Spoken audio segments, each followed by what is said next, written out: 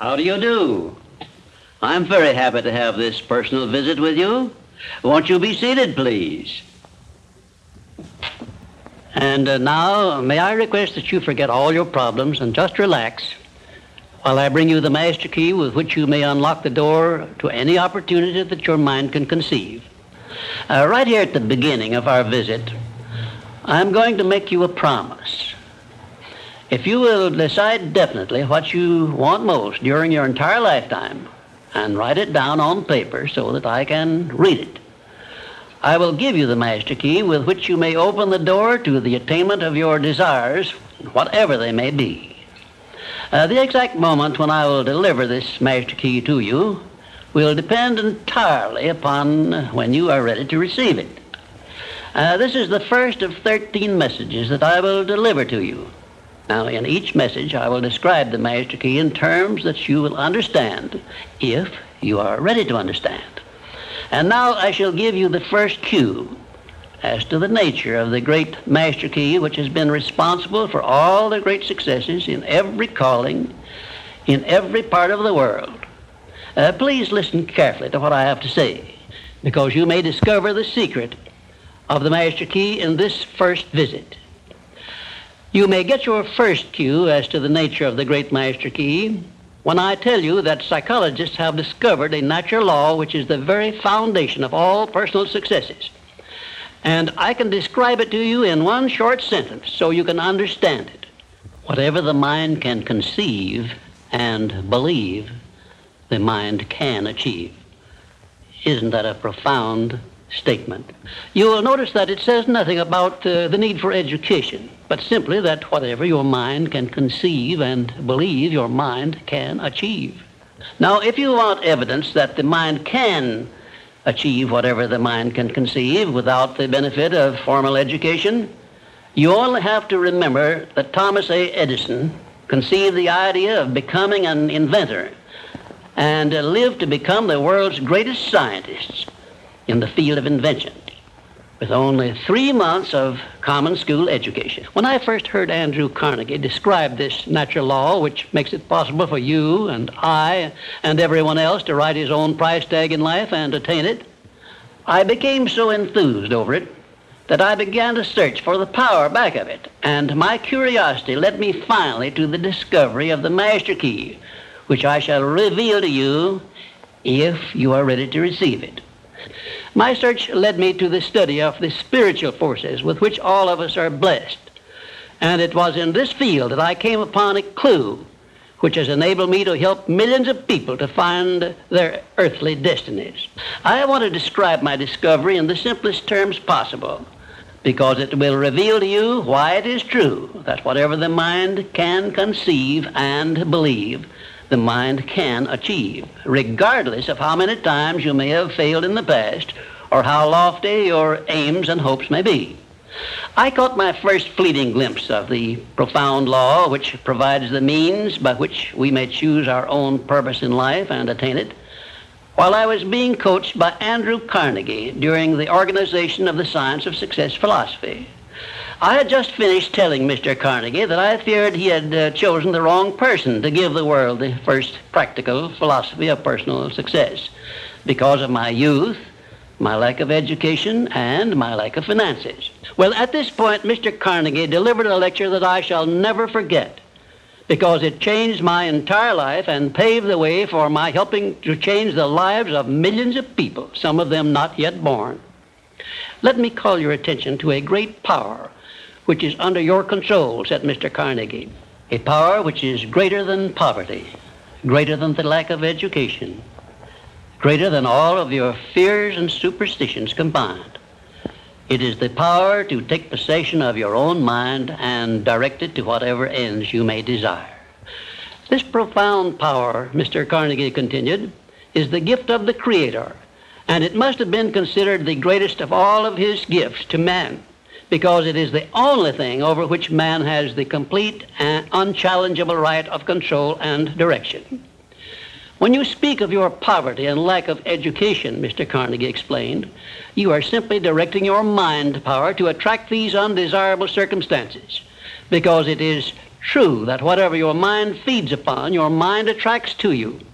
Now you see why it is important that you recognize that all success begins with definiteness of purpose, with a clear picture in your mind of precisely what you want from life. Then Mr. Carnegie continued his speech with a description of a great universal truth which made such an impact upon my mind that I began then and there to give myself a new outlook on life and set up for myself a goal so far above my previous achievements that it shocked my friends and relatives when they heard about it. Everyone, said Mr. Carnegie, comes to the earth plane blessed with the privilege of controlling his mind power and directing it to whatever ends he may choose. But, he continued, everyone brings over with him at birth the equivalent of 2 sealed envelopes, one of which is clearly labeled, the riches you may enjoy if you take possession of your own mind and direct it to ends of your own choice. And the other is labeled, the penalties you must pay if you neglect to take possession of your mind and direct it. And now let me reveal to you, said Mr. Carnegie, the contents of those 2 sealed envelopes. In the one labeled riches is this list of blessings. 1, sound health. 2, peace of mind. 3, a labor of love of your own choice. 4, freedom from fear and worry. 5, a positive mental attitude. 6, material riches of your own choice and quantity. In the sealed envelope labeled penalties, Mr. Carnegie continued, is this list of the prices one must pay for neglecting to take possession of his own mind. 1, ill health. 2, fear and worry. 3, indecision and doubt. 4, frustration and discouragement throughout life. 5, poverty and want. 6, and a whole flock of evils consisting of envy, greed, jealousy, anger, hatred, and superstition. Now, my mission in life is to help you and everyone who needs my help to open up and use the contents of the sealed envelope labeled riches.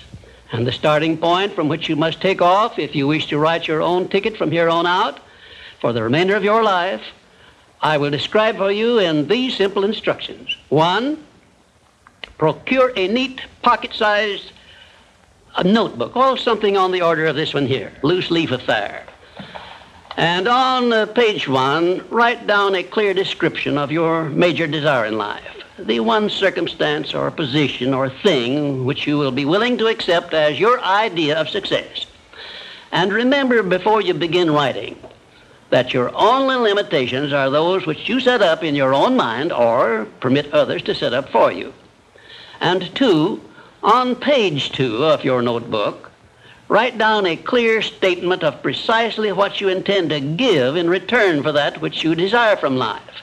And then start in right where you stand now to begin giving. And 3, memorize both of your statements, what you desire and what you intend to give in return for it, and repeat them at least a dozen times daily. And always end your statements with this expression of gratitude for the blessings with which you were gifted at birth. I ask not, O divine providence, for more riches, but more wisdom with which to accept and use wisely the riches I received at birth in the form of the power to control and direct my mind to whatever ends I desire.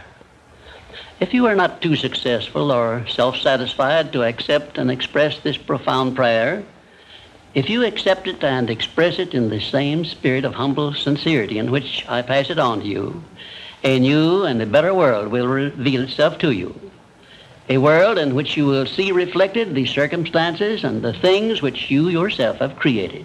Next, I will give you a description of the second principle of success, through the application of which you may make use of the education and experience of other people and get the necessary help you may need in attaining your definite major purpose in life. And now let me close this, our first visit, with my favorite expression of gratitude. O divine providence, I ask not for more riches, but more wisdom with which to make wiser use of the riches you gave me at birth, consisting in the power to control and direct my own mind to whatever ends I desire. We come now to the second of the 17 principles which lead to the master key with which you may open the door to the attainment of your definite major purpose in life. This principle of success is called the mastermind principle. I want you to understand the nature of the mastermind principle because you must use it before you can take possession of the master key. An understandable definition of the mastermind is this. It consists of two or more people who work in perfect harmony for the attainment of a definite purpose. Now, here are some interesting facts about the mastermind which give you an idea of how important it is and how necessary that you embrace this principle and make use of it in attaining success in your chosen occupation. First of all, it is the principle through which you may borrow and use the education, the experience, the influence, and perhaps the capital of other people in carrying out your own plans in life. It is the principle through which you can accomplish in 1 year more than you could accomplish without it in a lifetime if you depended entirely upon your own efforts for success. And I have heard well-informed Bible students say that the first known application of the mastermind was that which existed between the Nazarene and his 12 disciples. Of one fact I am absolutely sure. When you form a true mastermind alliance with others and work with them in a spirit of perfect harmony, you can draw freely upon the spiritual forces within you in carrying out your plans and desires. I also know that the mastermind principle can give you absolute protection against failure, provided always that your purpose in using this principle is beneficial to all whom you influence. In my research while organizing the science of success, I had the collaboration of practically every outstanding successful man this country has produced during the past 50 years. And I can tell you definitely that their success was due in the main to their knowledge and application of the mastermind principle.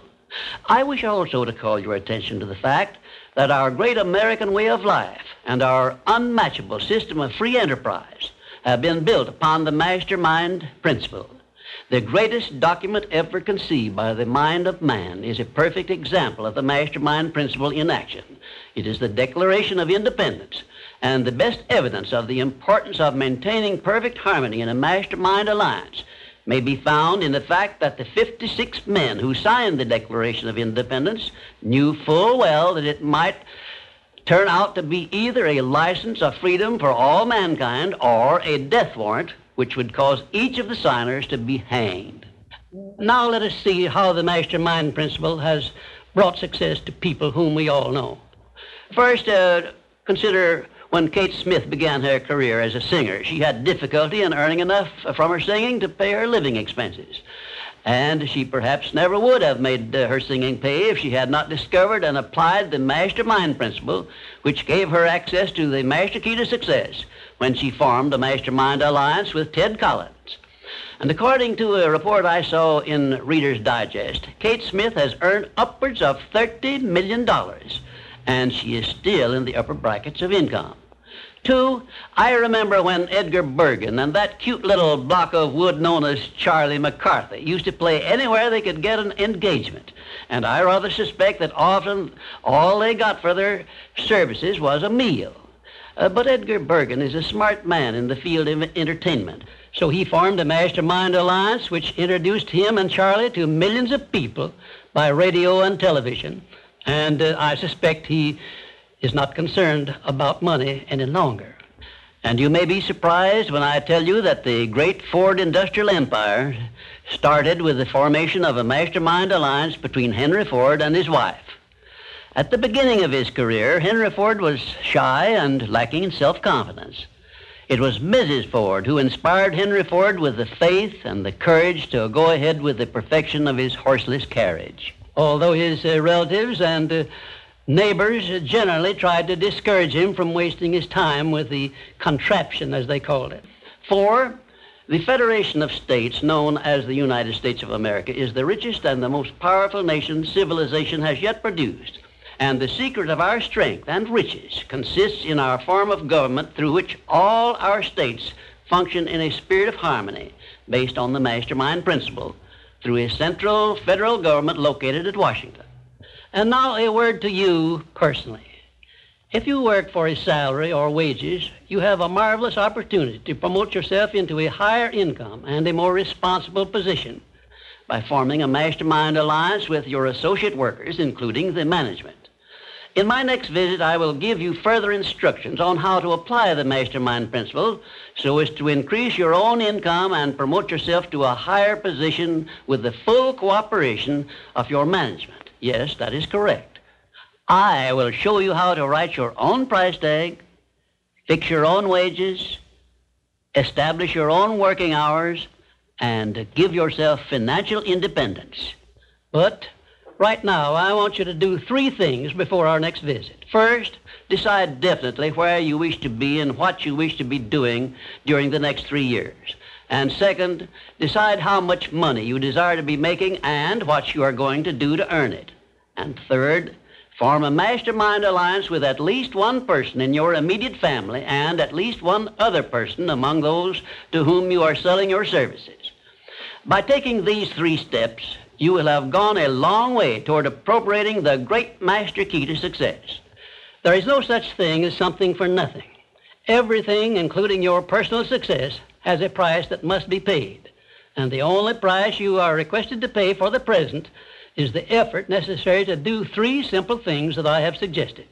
Now, before you begin to take the 3 steps I have suggested, there is one important fact I wish you to remember, and it is this. Control your mental attitude and make yourself friendly and agreeable with everyone with whom you are closely associated if you expect friendly cooperation in return. Indifference cannot create a mastermind alliance for you. A negative mental attitude can bring you nothing but failure. Remember always, you are where you are and what you are because of your mental attitude in which you relate yourself to other people. Remember also, your mental attitude is the one and the only thing over which you have complete control. Success is something which has to be planned, and success is something which has to be earned in advance. True, there is such a thing as luck, but just remember that luck is something you can create for yourself if you know the rules and follow them just as I give them to you. Remember, too, that success in the higher brackets of achievement is something that can be had only by taking others along with you. And the best definition of success, which I know, is this. Success is the knowledge with which to get whatever you want from life without violating the rights of others and by helping others to acquire it. There is a known formula for the attainment of success, and it is as definite and certain as are the rules of mathematics or the principles of science. My purpose in these visits is to bring you that formula in simple terms that you can understand and apply. But I can never give you that for which you are not ready. If you are ready to advance into the higher brackets of success, you will recognize this fact by your willingness to follow the simple instructions I shall give you as we go along. This thing called success is a very profound and interesting thing because the line of demarcation between success and failure is so slight that it is often hard to tell where one ends and the other begins. For example, in my association with the late Henry Ford, I recognized that he had thousands of people working for him who had much more education than he, more magnetic personalities, more ability to make friends, and a much better chance of succeeding than Mr. Ford had when he was working for wages.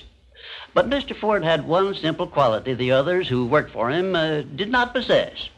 The same quality I will clearly describe for you in my future visits with you. Meanwhile, I would be interested in knowing if you can describe this one simple quality Henry Ford possessed, which made him the greatest industrialist this nation has ever produced.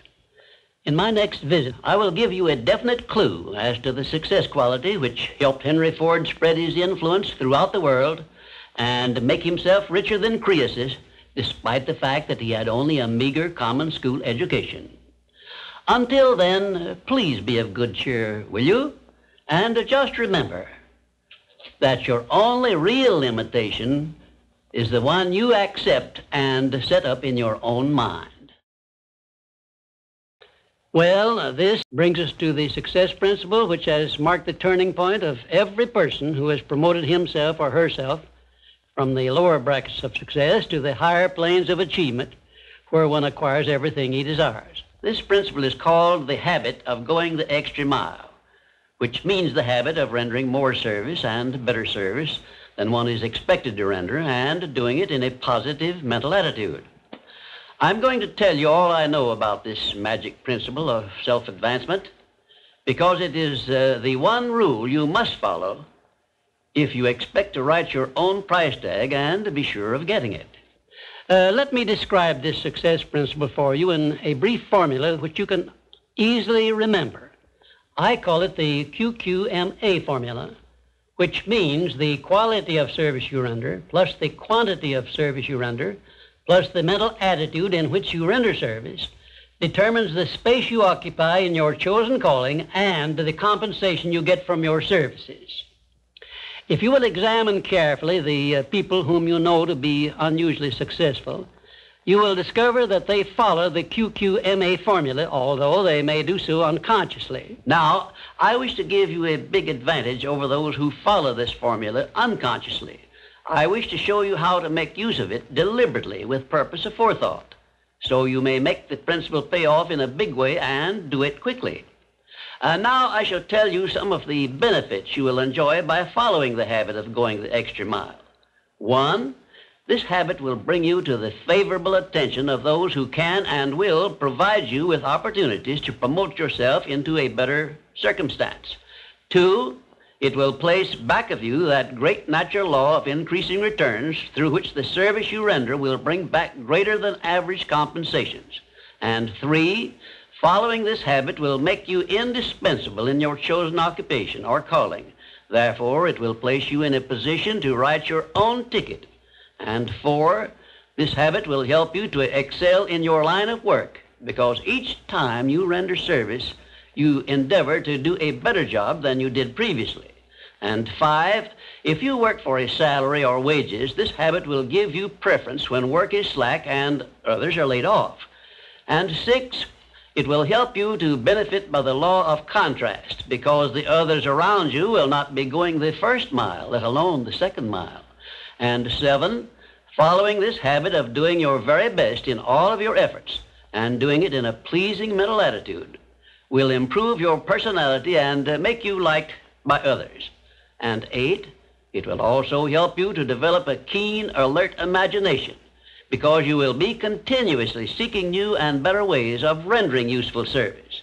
9, it will inspire you to move on your own personal initiative instead of waiting to be told what to do, a habit which is the first step in leadership in all callings. The habit of going the extra mile definitely develops greater self-reliance and gives one more courage to move ahead without the fear of criticism from others.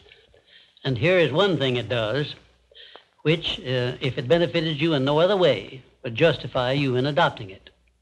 It helps you to master the destructive habit of procrastination, the one habit which heads the list of causes of failure. 12, going the extra mile influences other people to respect your integrity and inspires them to go out of their way to cooperate with you in a friendly spirit. And 13, the habit helps you to develop definiteness of purpose, which is the starting point of all personal success. And it stops you from drifting through life without knowing what you want or where you are going. And number 14, and here is the grand payoff which this habit gives you. It provides you with the one and only excuse for asking for a promotion to a better station in life or a higher pay. Obviously, if you are doing no more than you are being paid for, then you are receiving pay for all to which you are entitled. And you have not a single excuse for asking for more pay or a better position.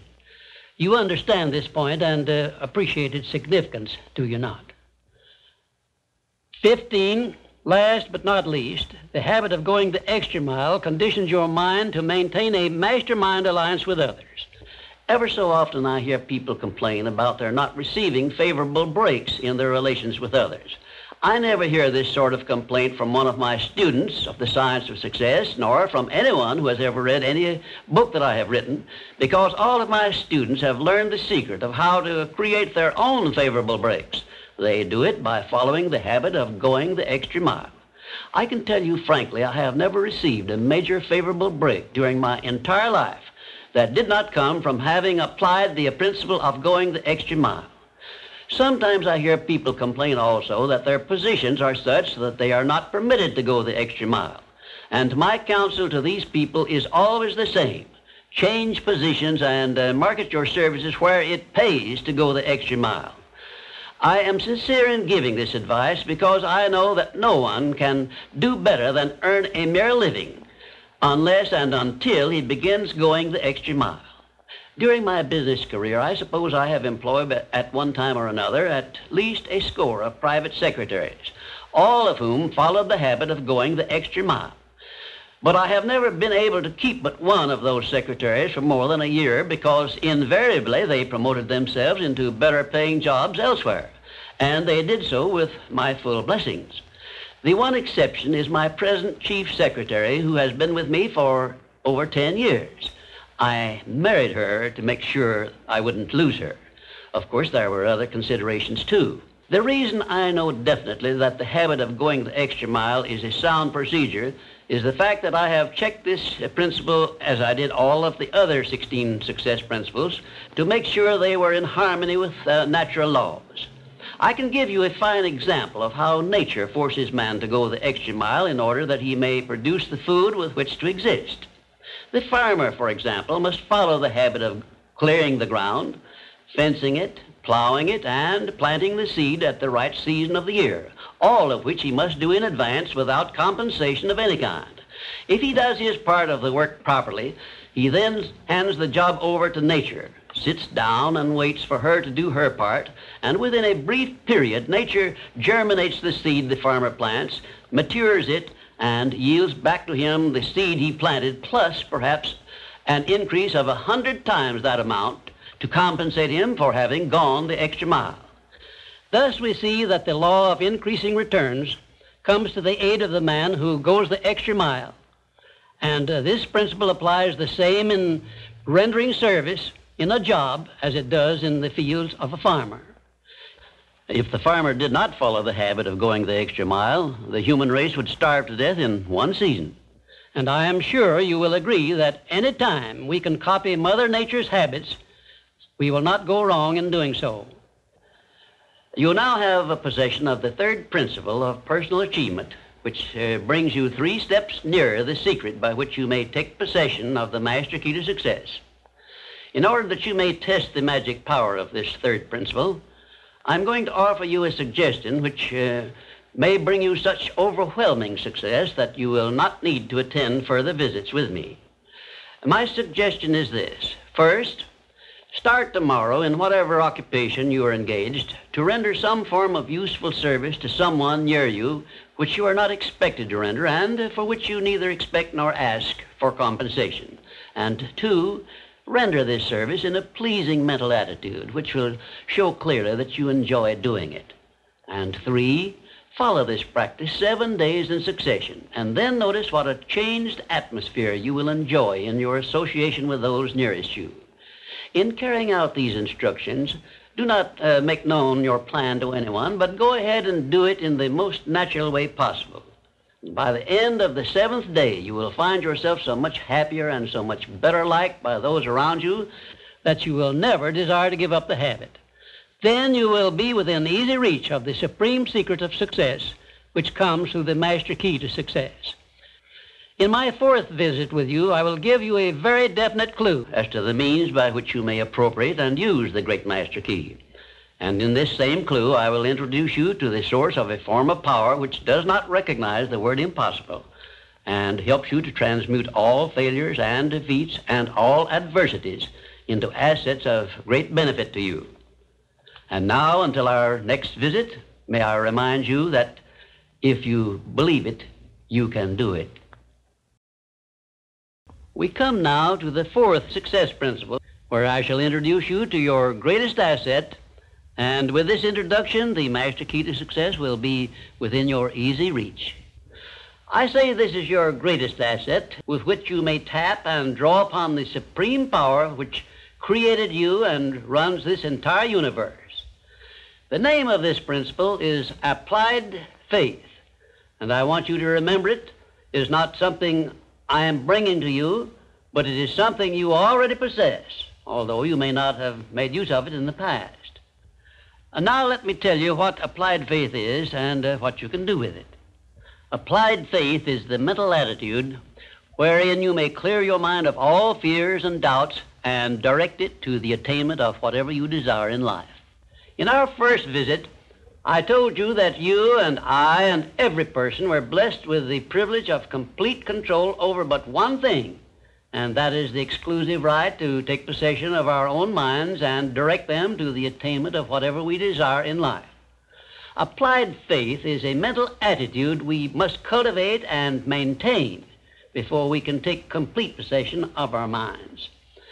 It is the means by which we may break the seal of that envelope I mentioned in our first visit and take full possession of the 6 forms of riches we get in return for taking possession of our minds and using them. Those 6 riches were, as you may remember, sound health, peace of mind, a labor of love of your own choice, freedom from fear and worry, a positive mental attitude, and material riches of your own choice and quantity. We are now, this very moment, standing in front of the gateway which can be opened only with the great master key to success. And I'm giving you the closest clue I have yet mentioned as to how you may take possession of this key. In order that you may condition your mind to embrace and use applied faith, you must understand that there are 2 ways in which you can use faith. You can put it into reverse gear and use it in a negative way by allowing your mind to dwell upon the circumstances and the things you do not want, such as poverty, ill health, failure, defeat. And this is precisely what the majority of people do, which explains why the majority of people go through life in misery and want. Or you can take possession of your mind and direct it to think of the 6 riches which came over with you in that sealed envelope, and you will attract these riches to bless and serve you all through your life.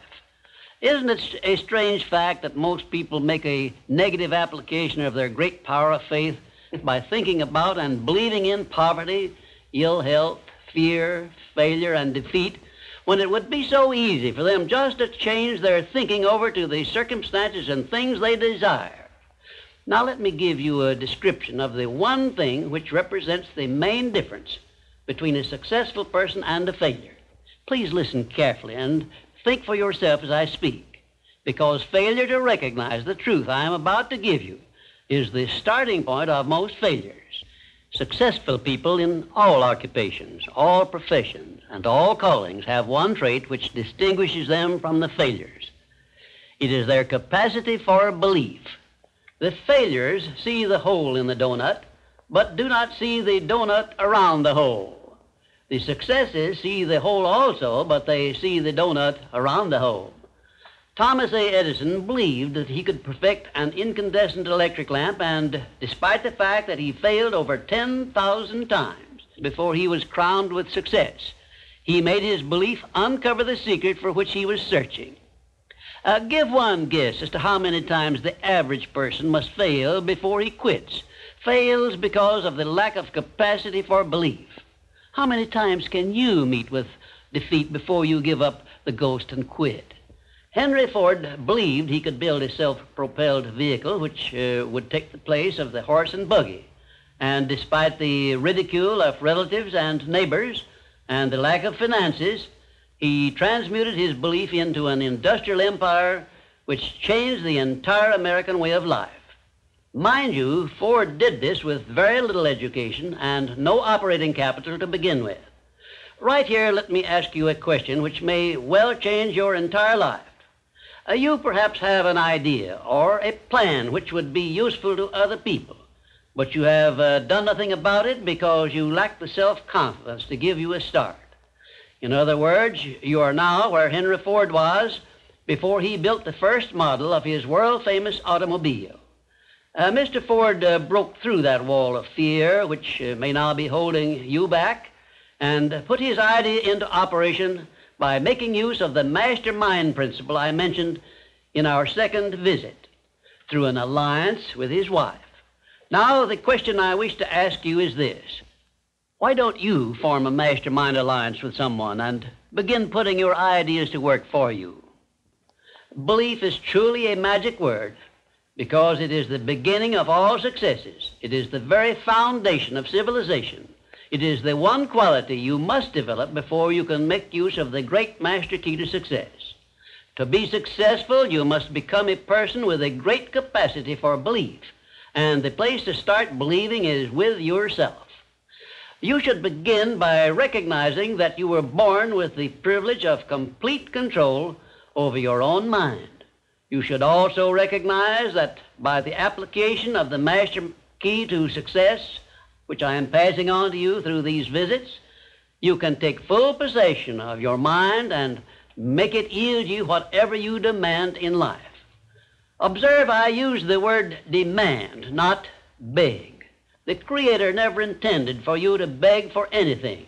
If He had, He would not have blessed you with full control over your own mind. If your life is not what you want it to be, you can change it. As a matter of fact, you can do anything within reason that you desire to do if you embrace the principle of applied faith and keep it directed to the attainment of the things you want and off the things you do not want. I should know what I'm talking about because I was handicapped at birth by the four horsemen which keep most people in bondage all the days of their lives: poverty, fear, illiteracy, and superstition. Theoretically, I had not the slightest foundation for hope that I could ever escape the influences of these four curses. But I did escape, and now I am devoting my entire life to helping other people to gain deliverance from these four basic enemies of mankind. I have discovered the master key which gives one deliverance from all the evils one does not want and opens wide the gateway to the riches which the Creator intended every person to enjoy on this earth. Applied faith is the only means by which the master key can be appropriated and used. Therefore, I give you these instructions through which you may create a mental attitude which is favorable for the expression of faith. 1, know what you want and believe that you can and will get it.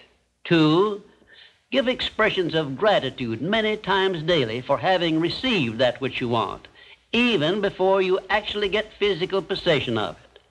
Possession starts first in the mind. Please remember this. 3rd, keep your mind open for hunches from within. And when you are inspired to action, do not wait, but move on your own personal initiative at once. Remember, there can be no application of applied faith without action. 4th, when overtaken by defeat, as you may be many times, remember that man's faith is tested many times before he is crowned with final victory. And accept your defeat as nothing more than a challenge to keep on trying. And 5, a burning desire for the things or circumstances you want is the starting point of all applied faith. Be definite, believe, and act. And keep on acting if at first you meet with defeat. 6, when doubt creeps into your mind, remember that whatsoever a man believeth, that shall he also reap. Remember, faith is not something you get. Faith is something you already have. But you may be using it in reverse gear by believing in the circumstances and things you do not want, the things you fear.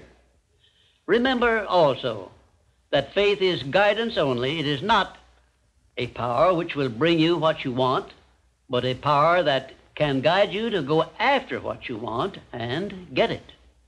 Remember, too, that your faith is limited only by your own capacity to believe. You can do whatever you make up your mind to do. I believed I could give the world a practical philosophy of success which would free men and women from their fears and limitations. I stood firmly back of that belief through 20-odd years of effort and saw my belief give freedom to millions of people. Do the thing, said Emerson, and you shall have the power. May I paraphrase this great truth by saying, believe and you shall receive. And now, until our next visit, will you please remember that your life is exactly what you make it by your own mental attitude. For our fifth visit, our subject is a pleasing personality. Your personality determines whether people are attracted to you or shy away from you.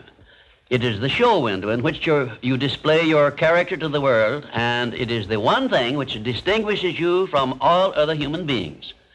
It is your trademark by which people recognize you, and it is the thing which determines your success or failure in selling yourself through life. Therefore, you should see your personality just as others see it, so you may improve it where it needs improvement.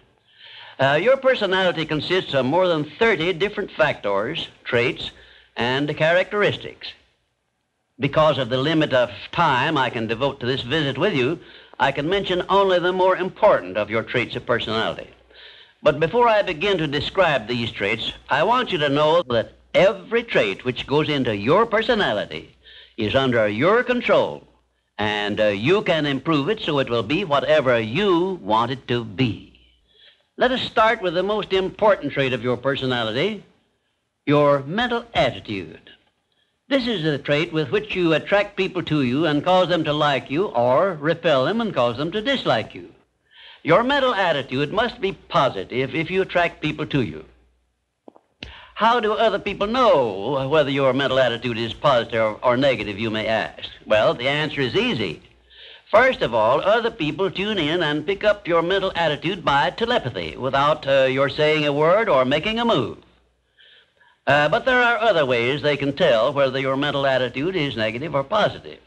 You disclose this information by the tone of your voice, whether it is pleasant or harsh, by the expression on your face, whether it is soft and pleasing or harsh and scowling, by the courtesy and consideration you show other people, or the lack of these. So you see, there is no escape from revealing to others the exact nature of your personality. The next most important trait of your personality consists of your flexibility of your mental attitude or your lack of it. If you have flexibility, you adjust yourself to all the circumstances in your relations with others without losing your composure or allowing yourself to become irritable or angry. Just remember, if you have flexibility of your mental attitude, it will be impossible for anyone to make you angry or to irritate you without your consent or cooperation. Now, this is worth knowing, isn't it? You cannot control the actions of other people which might justify you in becoming irritated by them, but you can control your reaction to all such circumstances by exercising your trait of flexibility. And you will observe that all people in the higher brackets of success have this flexibility, and they do control their reaction to the influences of other people. The third most important trait of a pleasing personality is the ability to control and direct your emotion of enthusiasm. Enthusiasm is one of the means by which you can give forcefulness to your words, but you must be able to turn it on and off at will as definitely as you can turn on and off water at the spigot. Uncontrolled enthusiasm often makes people boresome. It also may open wide the window to one's mind through which other people may enter and influence one in ways he does not wish to be influenced. The fourth most important trait of a pleasing personality is a sincerity of purpose. The person who is not sincere in all relationships with others is soon detected and rejected, because no one is attracted to the person who thus endeavors to deceive others. Sincerity is one quality of character which cannot be successfully faked, not even by the most astute rascal or the most efficient actor, because insincerity evermore carries with it some warning sign which other people recognize. You have only to go back into your own experience with insincere people to prove the truth of what I have stated. There are 26 other important traits which give one a pleasing personality, but I do not have time to give them to you in this visit. Now let us turn our attention to some of the common habits which destroy a pleasing personality. Please check yourself as I describe these negative habits, and you may make discoveries about yourself sufficient to enable you to rebuild your entire personality so it will become a master salesman in your behalf. One of the most destructive habits which make one's personality objectionable is that of breaking in and running away with the conversation when others are speaking. And 2, sarcasm, expressed by insinuations and wisecracks which are not so wise, is near the head of the list of habits which give one a negative personality. And 3rd, vanity expressed by either words or actions is sure to make one unpopular. And 4, indifference in listening while others are speaking is sure to be noticed and resented. It is more profitable to be a good listener than it is to be a good talker, because one is always apt to learn something while listening to others, but never learns anything from hearing himself talk. 5, the attempt to flatter where flattery is obviously not deserved will bring quick resentment from others. Also, it will put them on notice, if they are wise, that the flatterer wants something he perhaps should not get. And 6, the habit of finding fault with the world at large and people in general is never a popular habit, and it is no part of a pleasing personality. It is far better to direct conversation to the circumstances and things which are right than to complain of those which one believes to be wrong. And 7, one of the very worst habits which destroy a pleasing personality is that of openly and directly challenging those with whom one may not agree, where there is no obvious reason for doing so, except the desire to be on the opposite side. And 8, the habit of volunteering unsolicited advice to others who have not requested it can make one an intolerable bore. Free advice usually is considered to be worth just what it costs, which is nothing but the patience with which to listen to it. And 9, the habit of speaking of one's physical ailments, worries, and personal problems may be tolerated by others, but this habit will never make one welcome or pleasing. If you wish to make yourself welcome in your relations with others, manage to talk about things which interest and concern those to whom you are speaking. You will never be boresome to the person to whom you are speaking of himself and the things which interest him, a truth which all master salesmen understand and respect.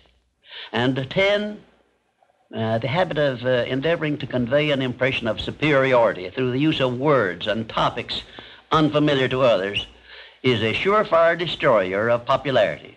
If you wish to sell yourself to others successfully, you must negotiate with them on their own level through terms which they understand. And 11, envy of those who are successful is a trait which destroys a pleasing personality. The truly great men and women have all been known to be generous, sympathetic, and joyous in connection with the good fortunes of others. And 12, slovenliness in body, posture, and in clothing never attracts but always repels others. Clothes make not the man, as has been said, but they surely give him a mighty good start if they are appropriate and properly worn. Carelessness in body carriage and posture is immediately traceable to a negative mental attitude. If you are free from these 12 common habits which make one unpopular, you probably have a very pleasing personality. There are 5 other negative habits which make one unpopular, which I have not had the time to mention. Remember this, please. If you are not liked by other people, you may be sure there is a reason which you can detect and correct. It is unnatural for one person to dislike another without a cause. Before you can make full use of the master key to success, you will need to make your personality pleasing. This will require courage on your part and honesty with yourself. A pleasing personality stands near the head of the list of assets which make one truly rich. I was impressed with this truth many years ago when I heard Andrew Carnegie say that he paid his right-hand mastermind ally, Charles M. Schwab, $75,000 a year for the services he rendered directly. But he often gave Mr. Schwab a bonus at the end of the year of $1 million for the influence he exerted on his associate workers because of his pleasing personality. You see, therefore, Andrew Carnegie, who has been said to have been the greatest judge of men this nation has ever known, placed a value on a pleasing personality of more than 10 times as much as he valued the personal services of his right-hand man. Perhaps this will give you a clue that may help you up the market value of your personality. And now, until we meet again, may I wish you health, wealth, and peace of mind. This visit brings us to the 6th principle of success, without which the 5 principles I have given you previously would be useless. It is the principle of self-discipline.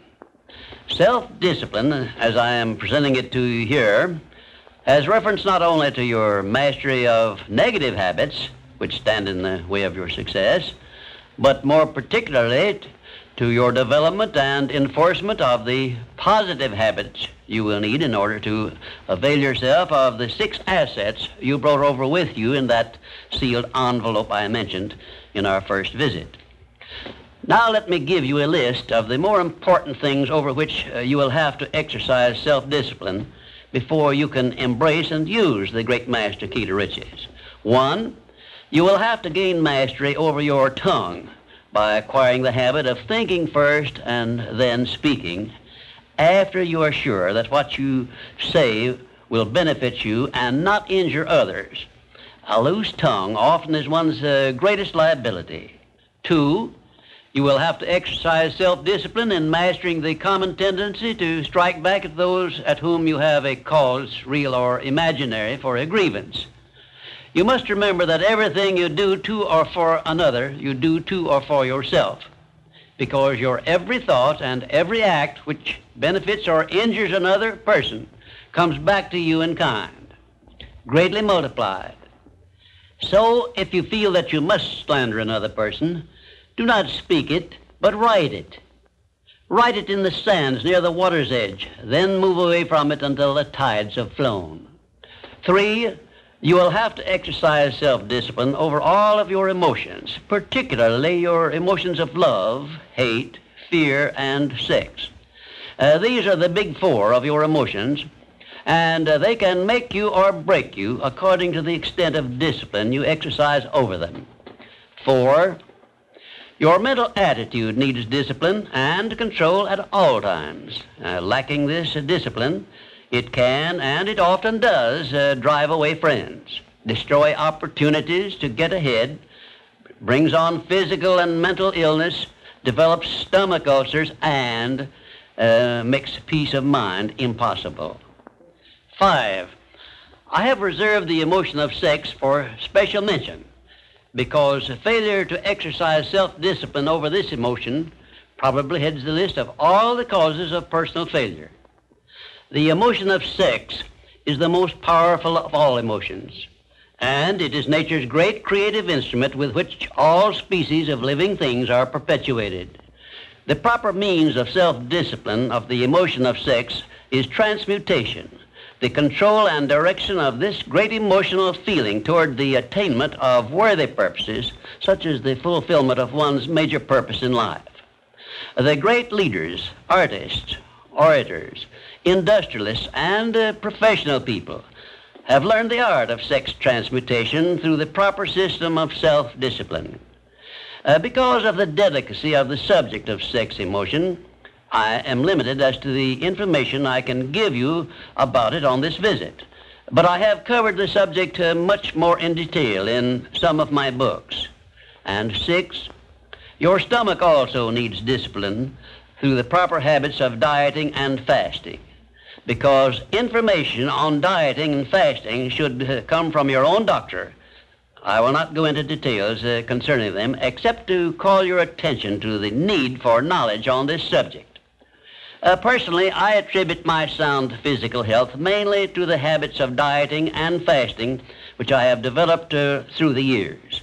And 7, you will need to exercise self-discipline in relation to religion and politics, because our country, which is the most acceptable form of society civilization has yet produced, is made up of people of varying beliefs in connection with both of these subjects.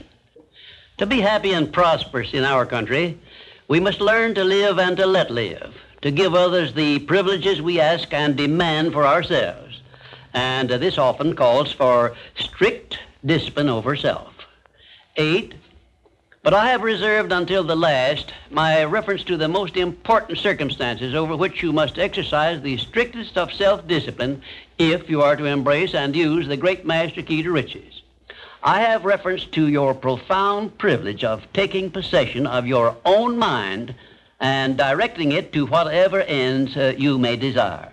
You cannot take possession of your own mind or direct it to definite ends without a practical system. I have devoted the better portion of my past life to the revelation and presentation of such a system. And I know that this system works because it has been successfully used by many millions of people throughout the world.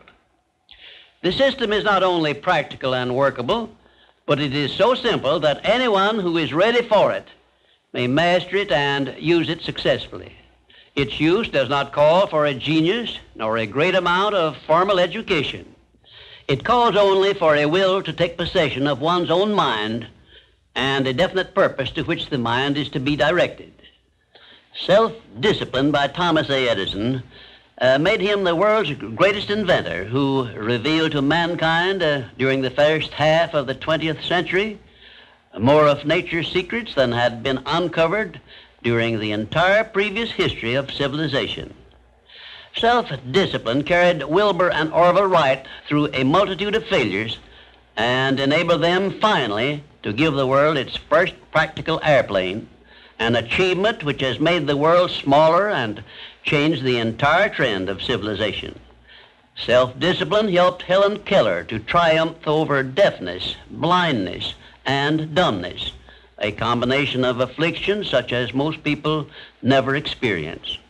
Self-discipline helped me to carry on through years of heart-aching discouragement and defeat and give the world the first practical philosophy of success based on the know-how gained by hundreds of men and women who spent a lifetime by the trial and error method in discovery of the principles which lead to personal success. Self-discipline is among the top-ranking features of all the great religions, including, of course, the Christian faith. And there are some people who believe that our major purpose on earth is that of developing wisdom through struggle and self-discipline. One thing is certain: no one ever becomes very wise without the aid of self-discipline, and no one ever finds peace of mind and happiness without the strict exercise of self-discipline. Self-discipline is the only means of transmuting sorrow into faith. It is the only means by which we may transmute hatred of others into the milder emotion of sympathy for them. It is the only means by which we may reveal and profit by the seed of an equivalent benefit which comes with every adversity and every defeat.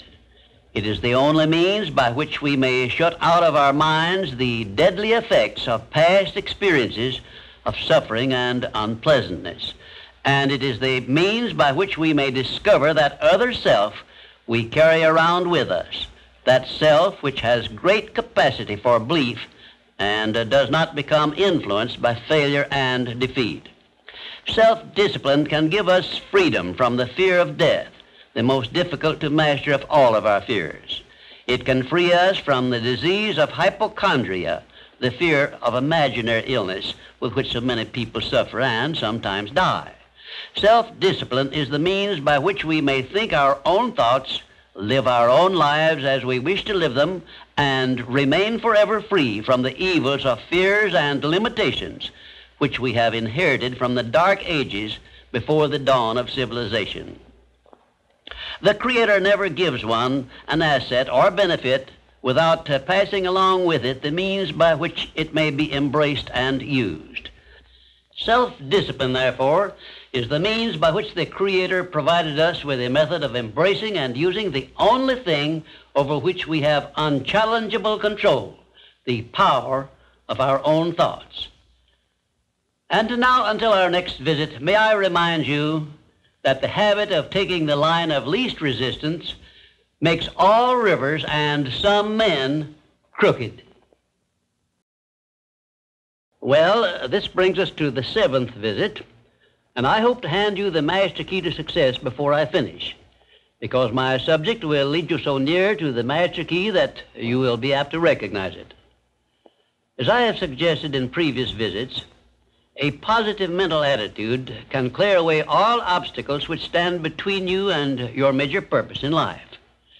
Because of the importance of the subject of our visit, I shall not only tell you that a positive mental attitude heads the entire list of the 12 great riches in life, but I am going to give you explicit instructions as to what you must do to keep your mind positive.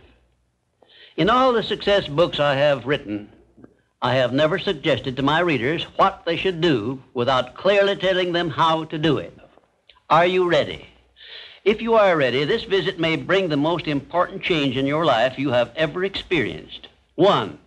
Learn to adjust yourself to other people's state of mind and difficulties so as to get along peacefully with them and to refrain from taking notice of trivial circumstances in your relations with other people by refusing to allow them to become controversial incidents. Great people always avoid small incidents of controversy when possible. 2. Establish for yourself a definite fixed system of conditioning your mind at the beginning of each day so you will keep it positive under all circumstances. 3. Learn the art of selling yourself to other people by indirection, such as asking leading questions which will bring out the sort of reactions from others which you desire. And do not permit yourself to be drawn into argument over unimportant subjects. 4. Adopt the habit of having a good hearty laugh every time you become irritated or angry, and it will help you if you begin each day with 1 minute of hearty laughing. This will change the chemistry of your brain and start you out with a positive mental attitude. However, you had better get out of sight when you take your laughing exercise. 5. Start each day with an expression of gratitude for all the adversities, defeats, failures you have experienced in the past, and search for the seed of an equivalent benefit these have yielded you through the passing of time.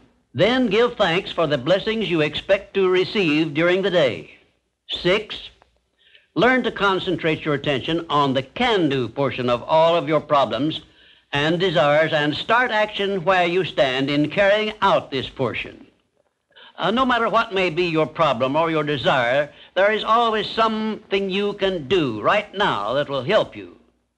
Find out what this something is and do it. 7. Learn to transmute all unpleasant circumstances into immediate action which calls for a positive mental attitude, and make this a fixed habit.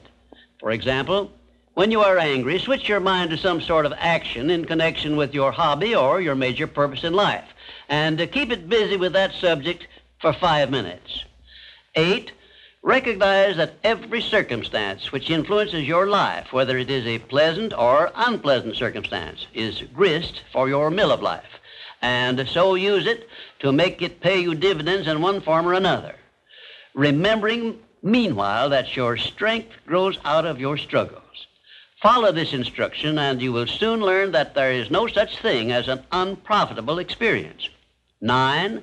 Look upon your life as a continuous process of education, of learning from all your experiences, good and bad, and be always on the alert for gains of wisdom which come to you a little at a time in both your pleasant and unpleasant experiences. 10. Make the world over to fit your own pattern if you choose, but begin with yourself in some sort of self-improvement which will make you more open-minded, patient, and generous in your relations with others. 11. Express gratitude twice daily for your recognition of the fact that you have been given complete control over your own mind, and ask for guidance in order that you may use this profound gift wisely in all your thoughts and acts. 12. Go out of your way daily to comment enthusiastically on the good qualities of those with whom you live and work, but do not mention their negative qualities. Then observe with benefit to yourself how quickly others will begin to concentrate on your good qualities. Remember, I'm still talking about how to keep your mind positive. And 13, accept all criticism of yourself as an occasion for self-examination to determine how much of it is justified, and you will be sure to make startling discoveries about yourself which will help you to the remainder of your life. 14, do not accept from life or anyone else anything you do not desire. And remember that Mahatma Gandhi proved himself to be more powerful than the great British military forces by this simple method of passive resistance. 15, remember always that there are two kinds of circumstances which cause you to worry. Those you can do something about and those you can do nothing about. Nothing, that is, except to use passive resistance and refuse to permit them to worry you. 16, keep your mind eternally engaged in thinking of that which you desire most, your major purpose in life, so no time will be left for you to waste on thinking of that which you do not want. And let me digress here while I tell you we are now rubbing elbows with the great master key of success this very moment. And 17, if you should ever be so unfortunate as to feel sorry for yourself, look around until you find someone who is worse off than yourself and start where you stand to give him help. Make this procedure a habit, and you will witness one of the great miracles of life, because that which you do to or for another, you do to or for yourself. And 18, choose some person whom you consider to be the sort of person you would like to be. Then go to work and emulate that person in every way possible. Great people have always been hero worshippers, but they pick the right sort of people to emulate. 19, cultivate your tone of voice so that your words have a pleasing musical sound. And remember that the sound of your voice is an open window through which other people look into your very soul. It will be a profitable investment if you will get a tape recording machine and record samples of your voice daily while you practice the art of expressing yourself through a friendly sounding voice. If you are engaged in selling, this practice will quickly pay off in monetary dividends. 20, last but by no means the least, write out this sentence and paste it in a prominent place where you work and on a mirror where you see yourself in your home. Whatever the mind can conceive and believe, the mind can achieve. The 20 instructions I have just given you have come from my own personal experiences over more than 40 years, and they represent also my observations of more than 500 successful people who helped me to organize the science of success philosophy. I claim no copyright on these great truths, and I want you to possess them because I know they can bless you the remainder of your life if you are ready to accept them and put them into action. Remember also that you are the only person who can provide you with a positive mental attitude. What are you going to do about it? On your answer to this question rests your entire future. Our 8th visit brings us to the subject of enthusiasm, which may be likened to steam in a boiler, which, when it is controlled and turned on, starts the wheels of machinery into action. Someone has said that knowledge is power. That is only a half-truth, for knowledge becomes power only when it is put into action for the attainment of a definite objective. Enthusiasm is one of the more powerful means by which we may put into action our education, experience, and knowledge. Spoken words without enthusiasm are often ineffective, and sometimes they can be actually boresome, as you of course know if you have noticed the effect a speaker without enthusiasm has on his listeners. I have known lecturers to hold audiences spellbound for 2 hours, yet when members of the audience were asked to tell what the speaker had said, they could not remember. But what they did remember was that the speaker got their attention and held it, And now let me explain why enthusiasm has such a powerful impact upon the minds of those who come under its influence. To begin with, I believe you'll be interested in knowing that your brain and every other person's brain is both a broadcasting station and a receiving station, which sends out thought vibrations and picks up those sent out by other people. When you turn on your enthusiasm, you step up the vibrations of thoughts which go out from your brain so that they reach and affect other people more quickly. As a matter of fact, you can send out thoughts which have been so stepped up with silent enthusiasm that they will reach and influence other people to whom you direct your thoughts. This is a fact which has been known to psychologists for ages, and it is also known to most master salesmen who use this method to condition the minds of their prospective buyers before they ever talk with them. You must have observed that enthusiasm is very contagious, that it engages the attention of those who come under its influence and causes them to respond in a similar spirit of enthusiasm. I once heard Andrew Carnegie say that if you turned loose one man who thought in terms of intense enthusiasm in an industrial plant employing thousands of people, this man's enthusiasm would very quickly reach and influence every person in the plant.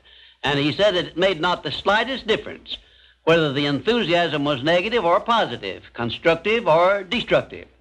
Then Mr. Carnegie went on to explain that in his selection of employees for promotion to bigger jobs, the first thing he looked for was a man's capacity to express himself in terms of intense enthusiasm. He said that enthusiasm is one of the most important traits necessary for leadership. The most successful lawyers are not necessarily those who know most about the legal profession, but they are those who know how to influence courts and juries with their belief in their cases and have a great capacity for expressing themselves with enthusiasm. When you are introduced to another person, you have a marvelous opportunity to sell yourself favorably to that person by the extent of the enthusiasm you express in accepting the introduction. When you shake hands with another person, you have also a fine opportunity to make a favorable impression by the warmth of enthusiasm you put into that handshake. If there is anything which leaves me flat and unfavorably impressed when I'm introduced, it's an extended hand which feels like a piece of cold ham and acknowledges the introduction with a cold, canned, pleased to meet you, with no signs of enthusiasm back of it. Right here, let me give you a brief course in salesmanship, which may be of value to you the remainder of your life. When you meet anyone on whom you wish to make a favorable impression, when it is a stranger you have not previously met or someone with whom you are already acquainted, do these things. 1, turn on your enthusiasm and so modulate your voice with it that you definitely make the other person feel you are happy to communicate with him.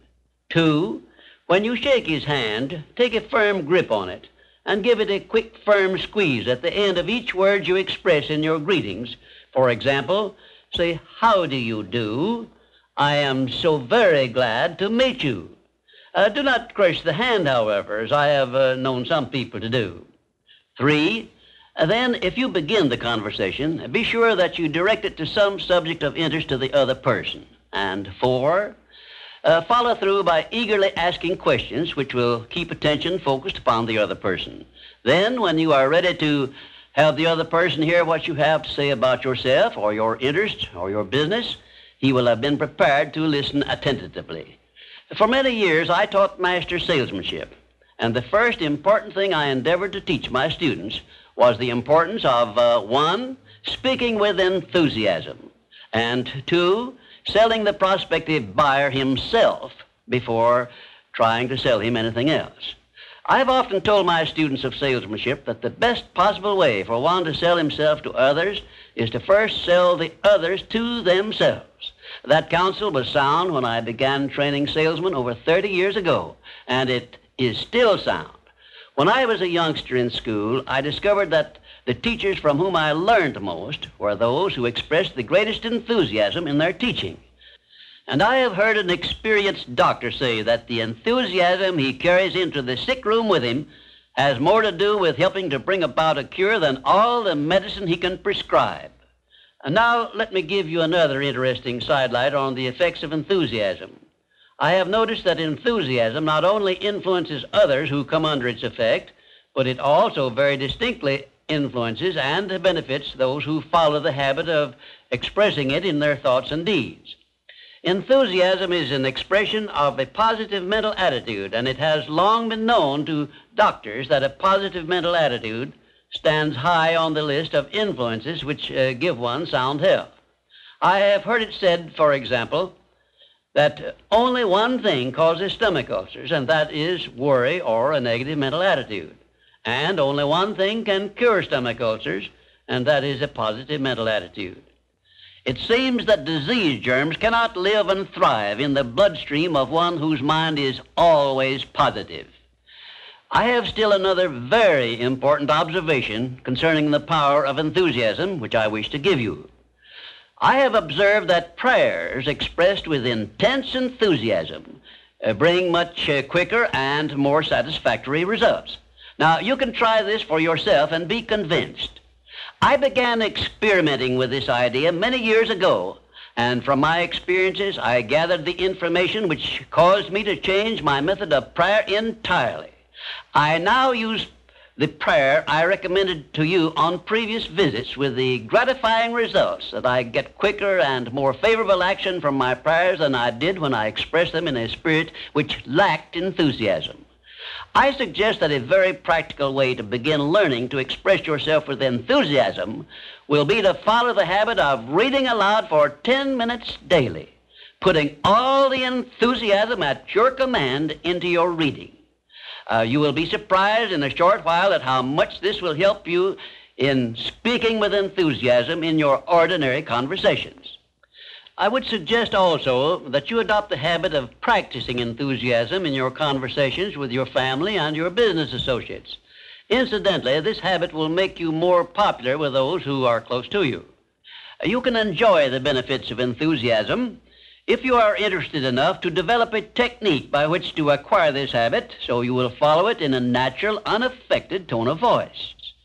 If you follow my suggestion that you read for 10 minutes daily as a means of acquiring the habit of enthusiasm, I recommend that you write down a list of 10 subjects, things, or circumstances in which you have the keenest interest, and use this list for your practice purposes. You will have no difficulty in reading in a tone of enthusiasm in connection with the things that you like best.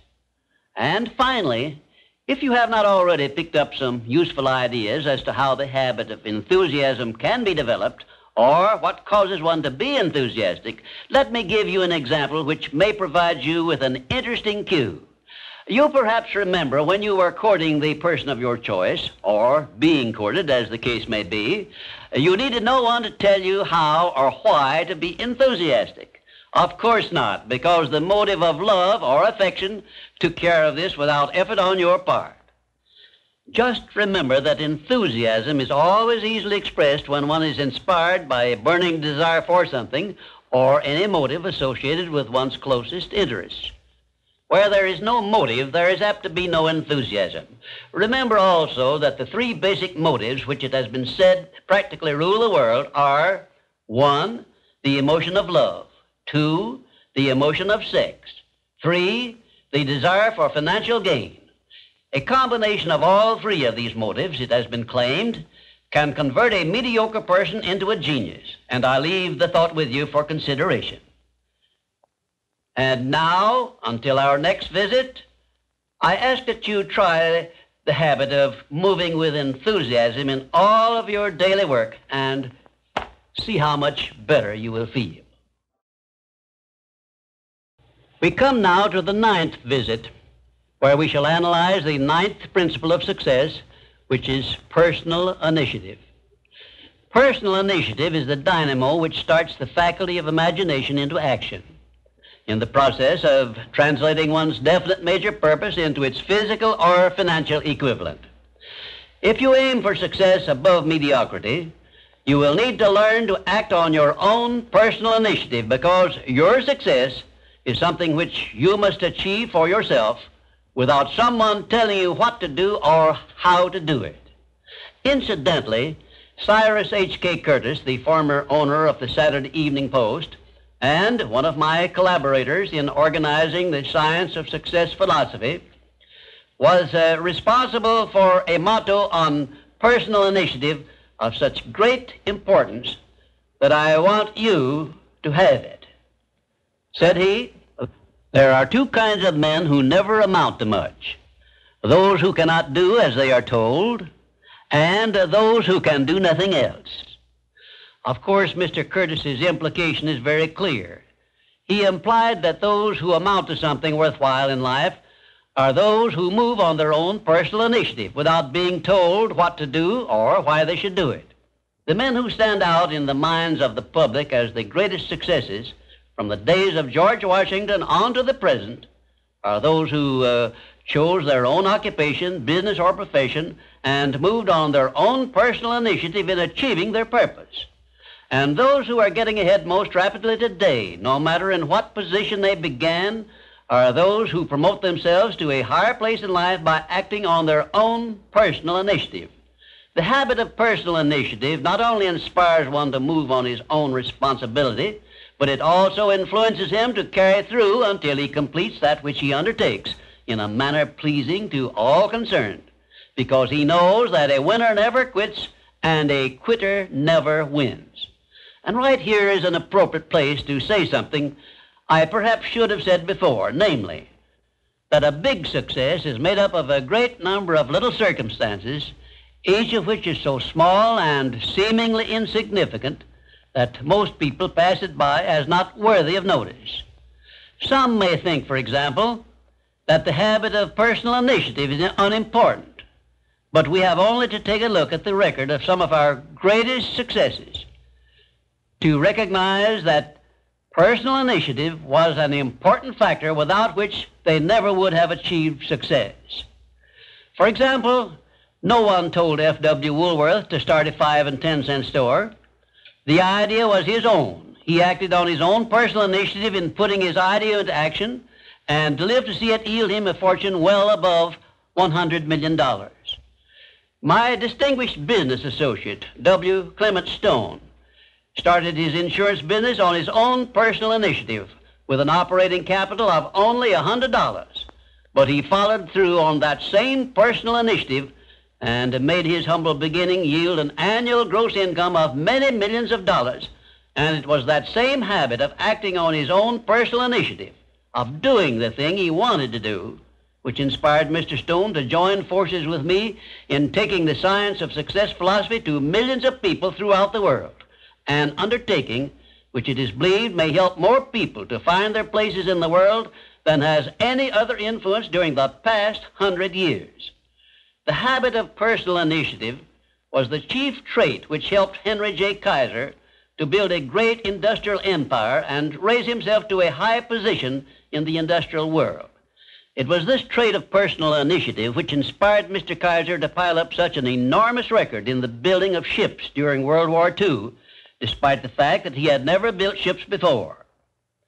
One day when I was lecturing to one of my classes, I mentioned Henry J. Kaiser's wonderful record in building ships more cheaply and quickly than experienced shipbuilders had been able to do, when one of my students spoke up and said, Mr. Kaiser's having been a friend of Jesse Jones of the Federal Reserve Bank did not hurt his chances of success any, did it? Well, for a moment it looked as if that question had placed me on a spot. But I soon recovered my composure and came back with this reply: no, his knowing Mr. Jones did not hurt his chances, but think of the thousands of industrialists, many of whom may also have known Mr. Jones, but did not use their personal initiative in getting his financial help. Personal initiative is one quality which inspires one to form friendships and to make contacts with people who can be of aid to them in times of need. It was my personal initiative which influenced Andrew Carnegie to give me an opportunity to organize the science of success philosophy. I now wish to give you an outline of the more important attributes of the person who has sufficient personal initiative to give him leadership in his chosen occupation. 1, first of all, the person who follows the habit of personal initiative has a definite major purpose in life and a plan for its attainment. 2, and a mastermind alliance with those whose help is essential in achieving his major purpose. 3, he has the necessary persistence and the will to win to carry him along when the going is hard and he meets with obstacles. 4, he makes decisions promptly when he has the necessary facts on which to base them and changes them slowly, if at all. 5, he follows the habit of doing more than he is paid for, and he does so in a pleasing, positive mental attitude. 6, he accepts full responsibility for everything he undertakes and never passes the buck when things go wrong. 7, he can take friendly criticism without resentment because he has learned to profit by it. 8, he knows what the 9 basic motives are which inspire all human endeavors and never requests anyone to do anything for him without giving that person an adequate motive for doing so.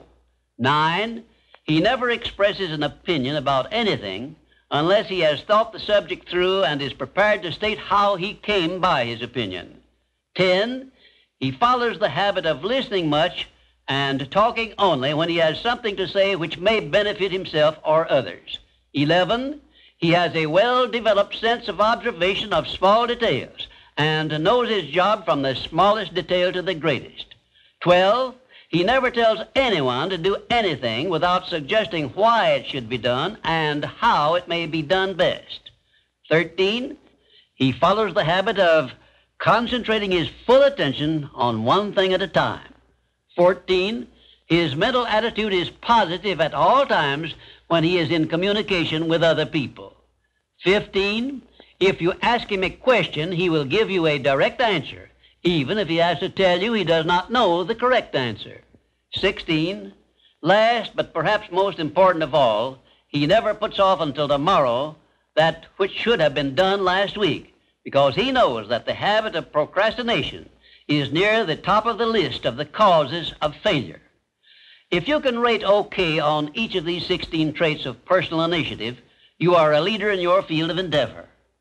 When you come to examine yourself on the subject of personal initiative, just remember that your success or your failure depends very largely on the action you take in connection with your occupation. No one will tell you what you should do.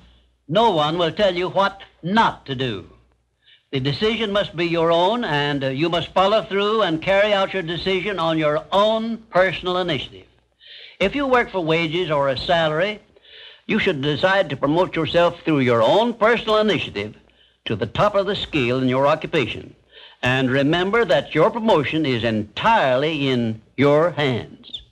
In my previous visits, I have given you a blueprint of the steps you should take in promoting yourself to whatever station in life you desire. Now, let me give you a brief review of 8 principles we have covered previously. 1, definiteness of purpose. By now, you should know what you want most from life, and you should have a plan for getting it. Here is the most important circumstance of your whole life where you must move on your own personal initiative because no one else can tell you what you should want most. 2, the mastermind principle. If you have not already formed a friendly alliance with those who can help you in attaining your major purpose in life, you should move on your own personal initiative and form this alliance at once. 3, going the extra mile. This is a must if your major purpose is anything above mediocrity. 4, applied faith. This is the principle which gives you power in carrying out your definite major purpose and all minor purposes. 5, a pleasing personality is an asset of priceless value, and it too is something you must acquire through your personal initiative. 6, self-discipline.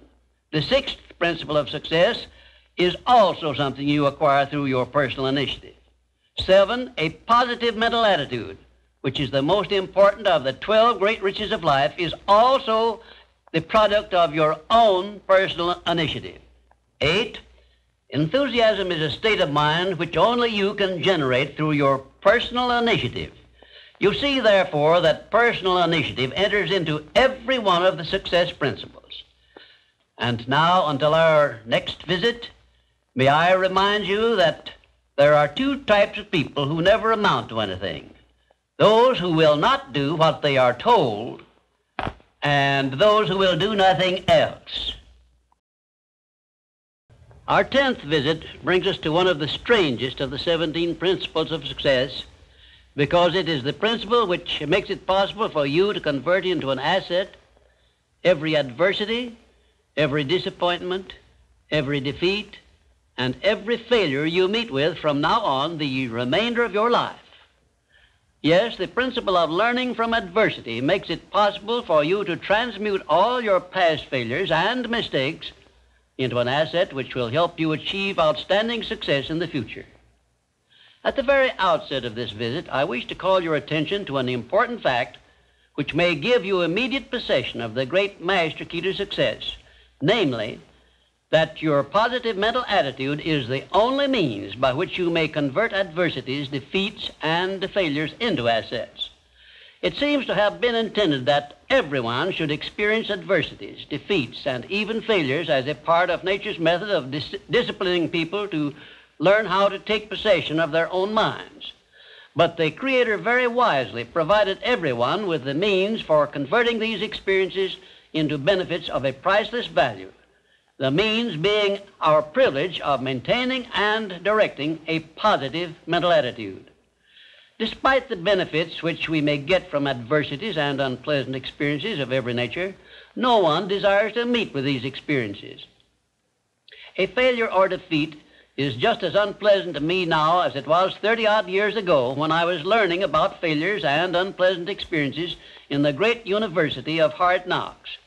Yet, I would be something less than fair with you if I had neglected to tell you that my greatest blessings came from my greatest adversities.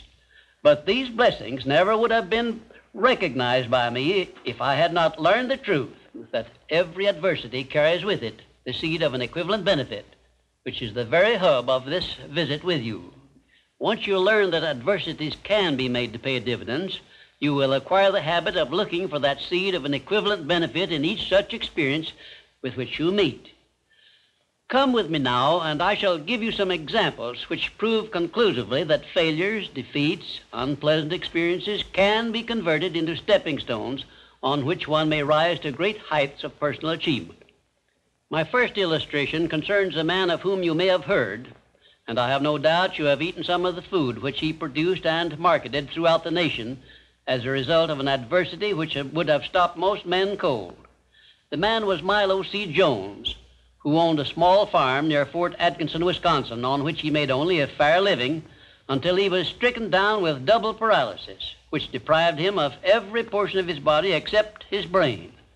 In this hour of his greatest adversity, Milo C. Jones used his mind, took possession of it for the first time in his life, perhaps, and out of that mind came the idea of raising hogs and converting them into little pig sausage. And on that same farm where previous to that adversity he made only a mere living, he found the seed of an equivalent benefit that compensated him for the loss of the use of his body and lived to see little pig sausage yield him a huge fortune. Isn't it strange that so often people have to be cut down by failure and defeat before they learn that they have minds capable of mastering all of their problems? Isn't it strange why Milo C. Jones did not discover the little pig sausage idea while he had a sound body? My next illustration is based on an adversity of a man whom we all know because he was President of the United States, and his name was Franklin D. Roosevelt, who was stricken in the prime of his life with polio, which destroyed the use of his legs. Instead of sitting on a street corner with a tin cup and some lead pencils, as many another might have done under similar circumstances, Franklin D. Roosevelt transmuted his affliction into a buildup of his self-reliance and lifted himself to the highest position available to mankind anywhere on this earth, got that position and held it until he passed on, held it longer than had any previous president. Verily, I tell you with all the enthusiasm at my command, that you may find in your adversities the necessary challenge to inspire you on to success, such as you never would have known without these experiences. I do not suggest that you look for adversities or expect to meet with them, but if you do so, just remember not to fear them. And instead of brooding over them, as most people do, let me suggest that you be different and convert them into stepping stones on which you may rise to whatever place in life you have set for yourself. 3, My next illustration is based on you and all the adversities and failures you have ever experienced. I shall not go into details because I do not know the details of any such experiences you may have met with. But this much I do know. I have brought to you in this visit the means by which you can convert all your past disappointments and all of your future adversities and failures into a seed of equivalent benefit. You can do this by the simple process of appropriating and putting to your use the 9 success principles I have given you previously. If you do not remember these 9 principles, write to me and I will tell you how to get copies of them. Right here, may I remind you of the great importance of following the principle of a positive mental attitude, because this is the principle you will need most in converting unpleasant experiences into assets. 4. My next illustration involves a very intimate personal experience of my own, which began when my mother passed on. I was 8 years of age. I know that the loss of one's mother at any age usually is regarded as an irreparable loss which offers no possible benefits. But even in the loss of loved ones, we may find that there is a seed of an equivalent benefit. I found that seed in one of the most wonderful persons I have ever known when my father brought home my new mother. It was she who inspired me to prepare myself for the opportunity I was to receive later in life when I met Andrew Carnegie and received from him the commission to organize the world's first practical philosophy of personal success. Had it not been for the loss of my mother, I would not now be having this visit with you, and my books would not now be serving to help millions of people throughout the world to find their places in life. Just remember this about adversities. Nothing is ever so bad or so unpleasant that it may not yield some benefit if we keep a positive mental attitude toward the experience and make it a habit to look for that seed of an equivalent benefit. This, of course, involves the application of that important success principle, personal initiative. 5. Now I come to an illustration which involves our great American way of life and all the personal freedom and opportunities we enjoy under our way of life. And it begins with our defeat of the British in 1778. Probably every Britisher believed that the loss of the American colonies was an irreparable loss which offered no possible benefits. Yet you and I know that if we had not defeated the British and made ourselves rich and powerful, the British Empire probably would have been wiped out in World Wars I or II. We know also that although the British Empire survived those 2 wars, it was our financial help which saved the British from starvation and bankruptcy. So, today, every Britisher should give thanks for the defeat of Lord Cornwallis's armistice, because that defeat finally became the means of survival of the British Empire. 6. My next illustration brings us face to face with an adversity which involves you and I and every other person now living. An adversity from which we have not as yet availed ourselves of that seed of an equivalent benefit which is to be found in all adversities. I have reference to the trend in this and all other countries to rob individuals of their rights of personal freedom, a trend which is in direct violation of the obvious purpose of the Creator to give every individual the privilege of freedom of thought and action. There is something definite you and I can do about this common trend to rob us of our rights of personal freedom.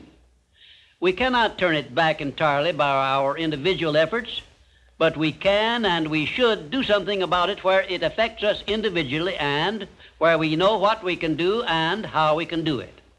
Of course, you will ask, what can I do to influence a world trend? And I shall answer by saying there is something definite that you can do.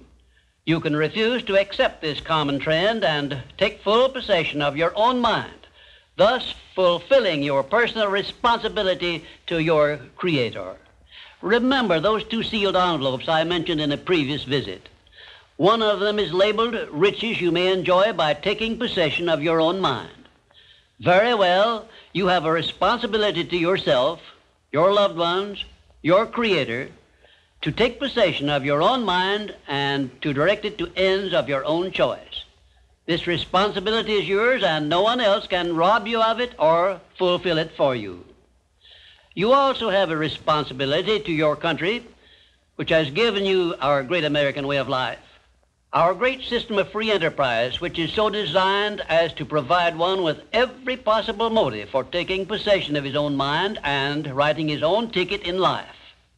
We should remember that our benefits under the American way of life, like every other blessing we have been given at birth, is something we can retain and enjoy only by making the fullest and best use of it. It is definitely a part of the overall plan of the universe to give man the benefit only of those blessings he recognizes, embraces, and uses constructively. Tie your arm to your side and take it out of use, and nature rebels immediately by causing the arm to atrophy, wither, and become useless. Neglect to keep in contact with your friends and cultivate them, and you lose them. Show indifference to the patrons from whom you earn your living, or the employer who pays your wages, and very soon you find yourself without a market for your services. It is an inevitable law of nature that you lose that which you do not use. And of course, this applies to the use of your own mind, the same as to everything else. And we who so often boast that we are citizens of the richest, the greatest, and the most powerful nation civilization has yet produced will do well to remember this law, through which we lose that which we do not properly use. In this visit, I have brought you what may be a surprise or even a shock by introducing this great principle of profiting by adversity. If you are ready for this principle, you will embrace it at once, and never again, as long as you live, will you brood over unpleasant experiences without knowing full well that your efforts could be better employed by searching for that seed of an equivalent benefit which is available in those experiences. Now, before I conclude this visit, I shall give you this assignment, which, if you carry it out sincerely, may well bring you a new birth of opportunity such as you never dreamed of experiencing. Go back into your past experiences, study each adversity and failure you may have experienced, and look for that seed of an equivalent benefit you had not before discovered, and you may find yourself richer than you believed yourself to be. And now, until our next visit, just remember, nothing can be called failure until you accept it as such. We have now come to our 11th visit, where I shall present creative vision, the success principle which is responsible for the building of all of our plans, aims, and purposes. It has been said that the imagination is the workshop wherein we fashion the purposes of our brain and the ideals of our soul. I do not know of a better definition of imagination than this. There are two forms of imagination. First, there is synthetic imagination, which consists of organizing and putting together of recognized ideas, concepts, and facts arranged in a new combination. Very seldom does anyone create an idea or anything else absolutely new. Nearly everything known to civilization is but a combination of something that is old.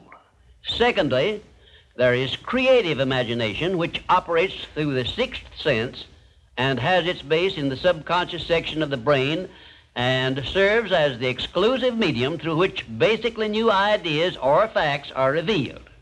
Let me give you some examples of synthetic imagination in action. 1.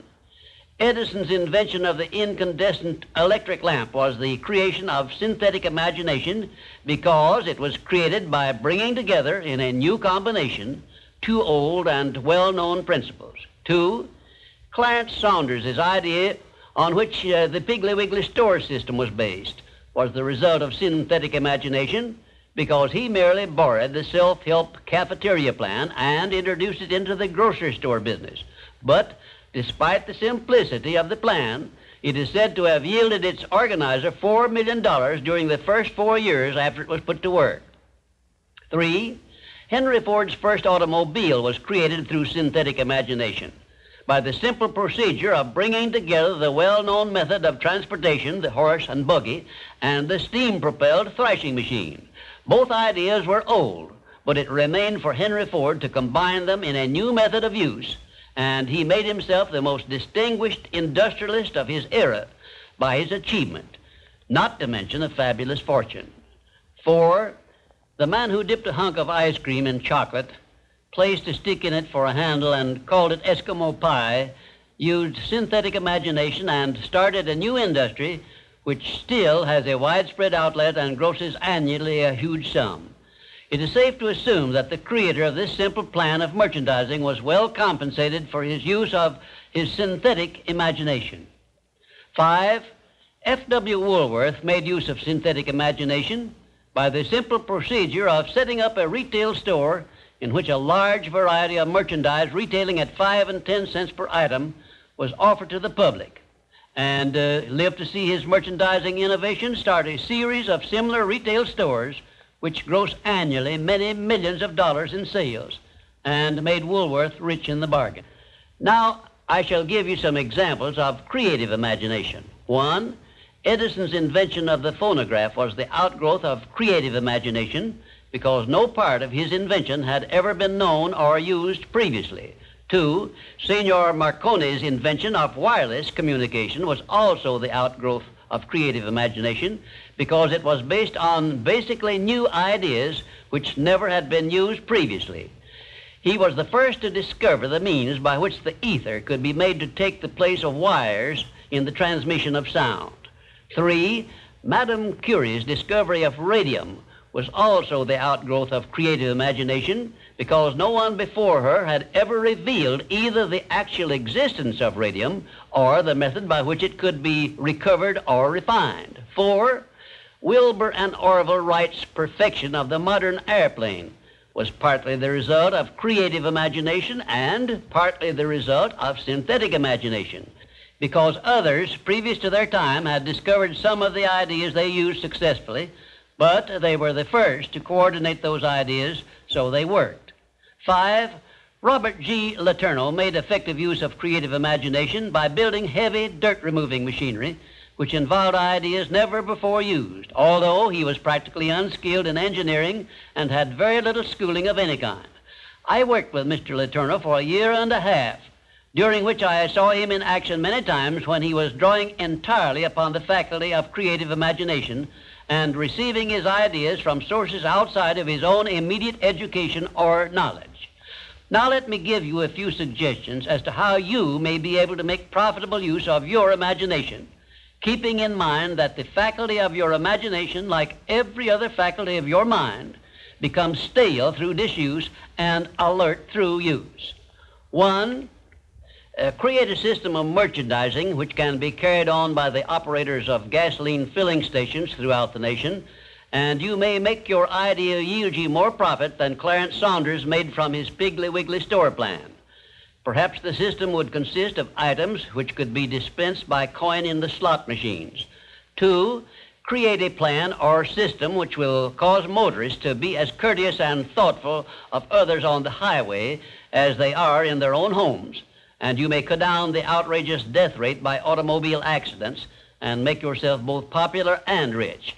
Perhaps you might add to this idea some plan of engineering by which public highways would be so operated as to force motorists to drive with greater care. And you might also create some practical plan by which motorists of good reputation would be deputized as auxiliary traffic officers with two-way radios in their cars and authority to give tickets and make arrests. 3.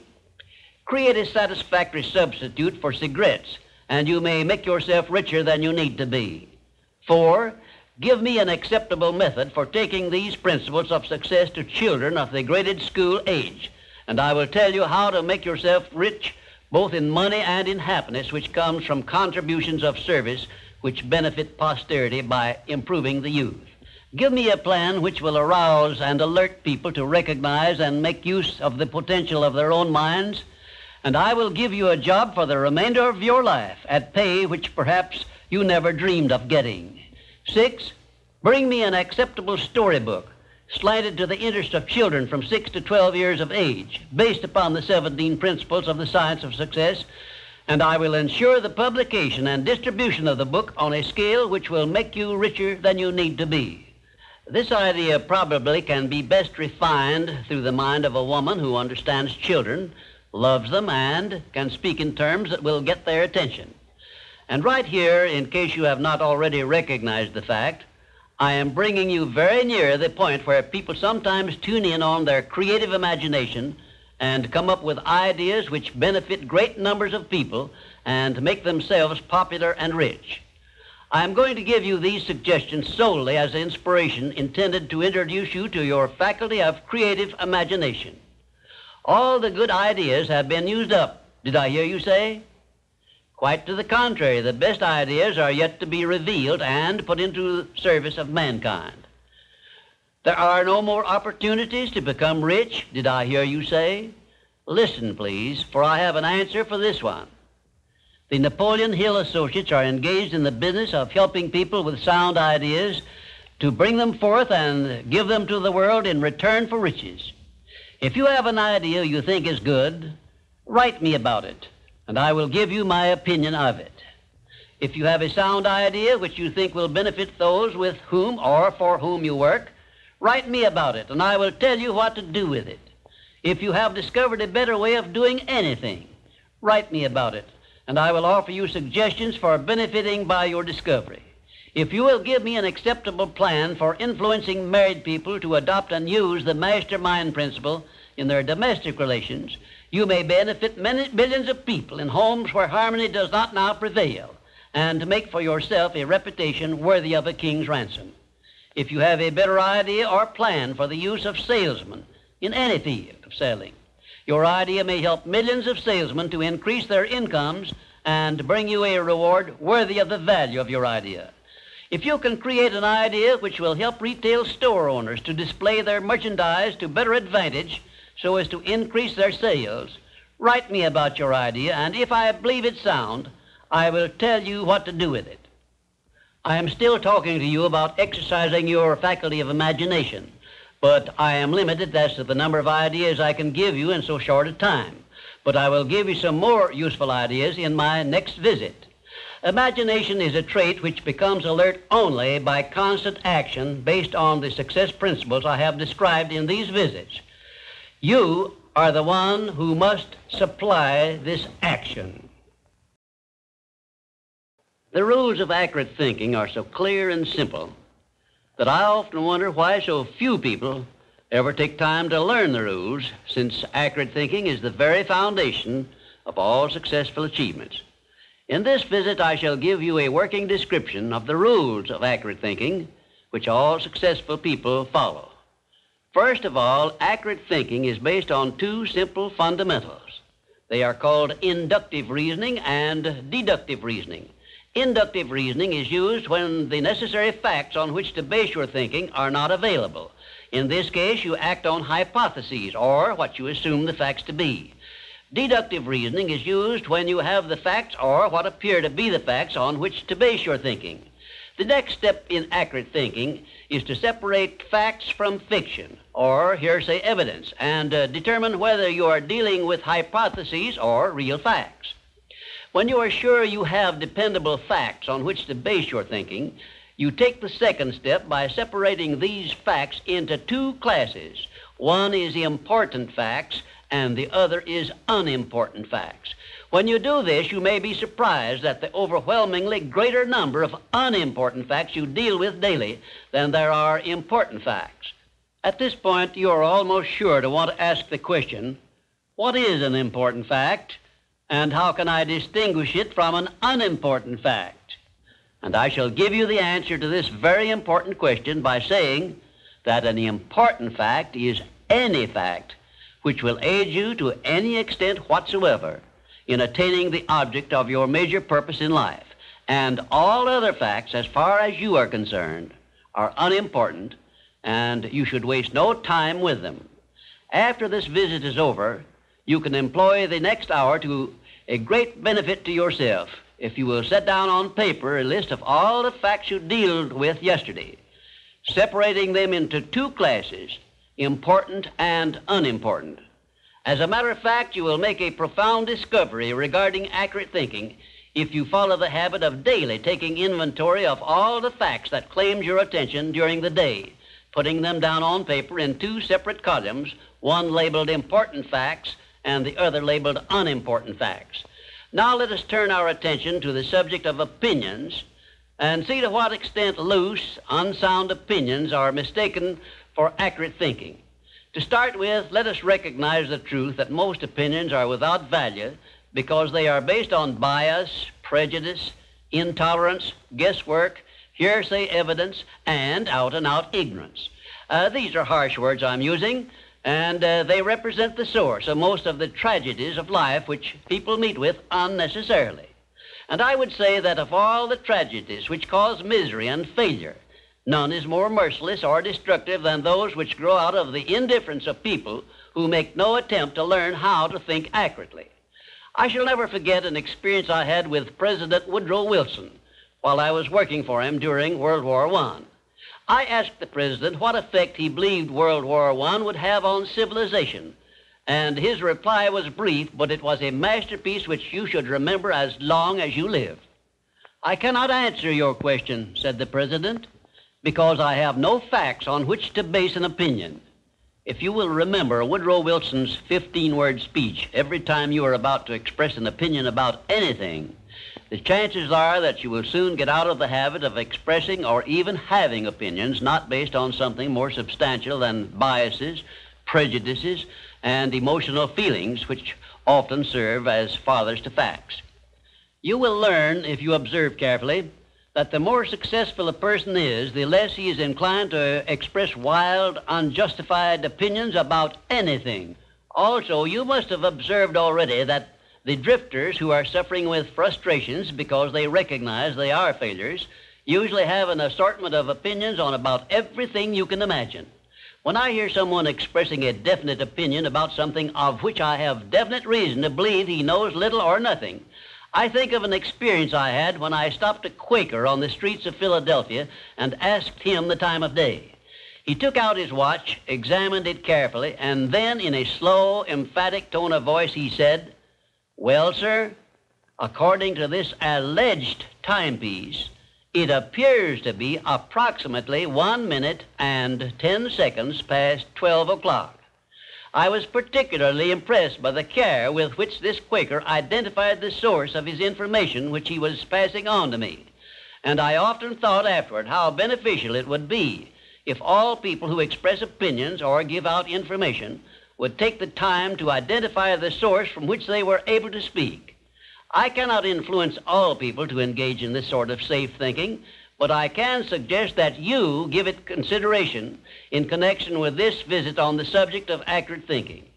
Now, I shall give you a simple rule which may help you avoid being misled by unsound opinions expressed by other people. When you hear someone make a statement which your reason cannot accept as being sound, or which you question or should, for safety's sake, question for any reason whatsoever, ask a simple forward question. How do you know? Then stand firm on that question and either force the speaker to identify the source from which he got the information he is endeavoring to pass on as facts, or reject the statement entirely as if it had not been made. And do this no matter who is speaking or what may be his reputation for truth and veracity. Remember, you are given as your richest birthright the privilege of controlling your own thoughts. Therefore, treat this divine gift with the profound respect to which it is entitled, and do not allow anyone to do your thinking for you or to influence your thinking in any manner whatsoever, except by the rules of accurate thinking I am passing on to you. Follow this procedure regardless of what people think or say about your method of thinking. If they wish to call you a cynic or a doubting Thomas, let that be their misfortune. But for your own good, go right on thinking by rules which will save you from many mistakes and tragedies throughout your life. Now, I will give you 7 rules to follow, which, if you memorize them and follow them as a daily habit, may bring you top rating as an accurate thinker.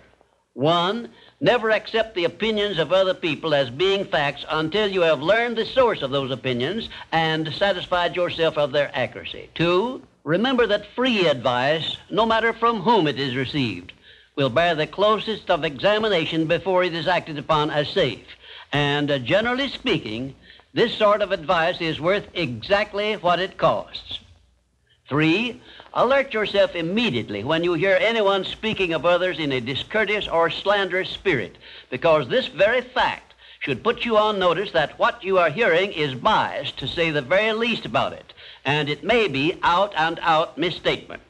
4, in asking others for information, do not disclose to them what you wish the information to be, because most people have the bad habit of trying to please under such circumstances. Well-measured, tactful questions can be of great benefit to you in thinking accurately.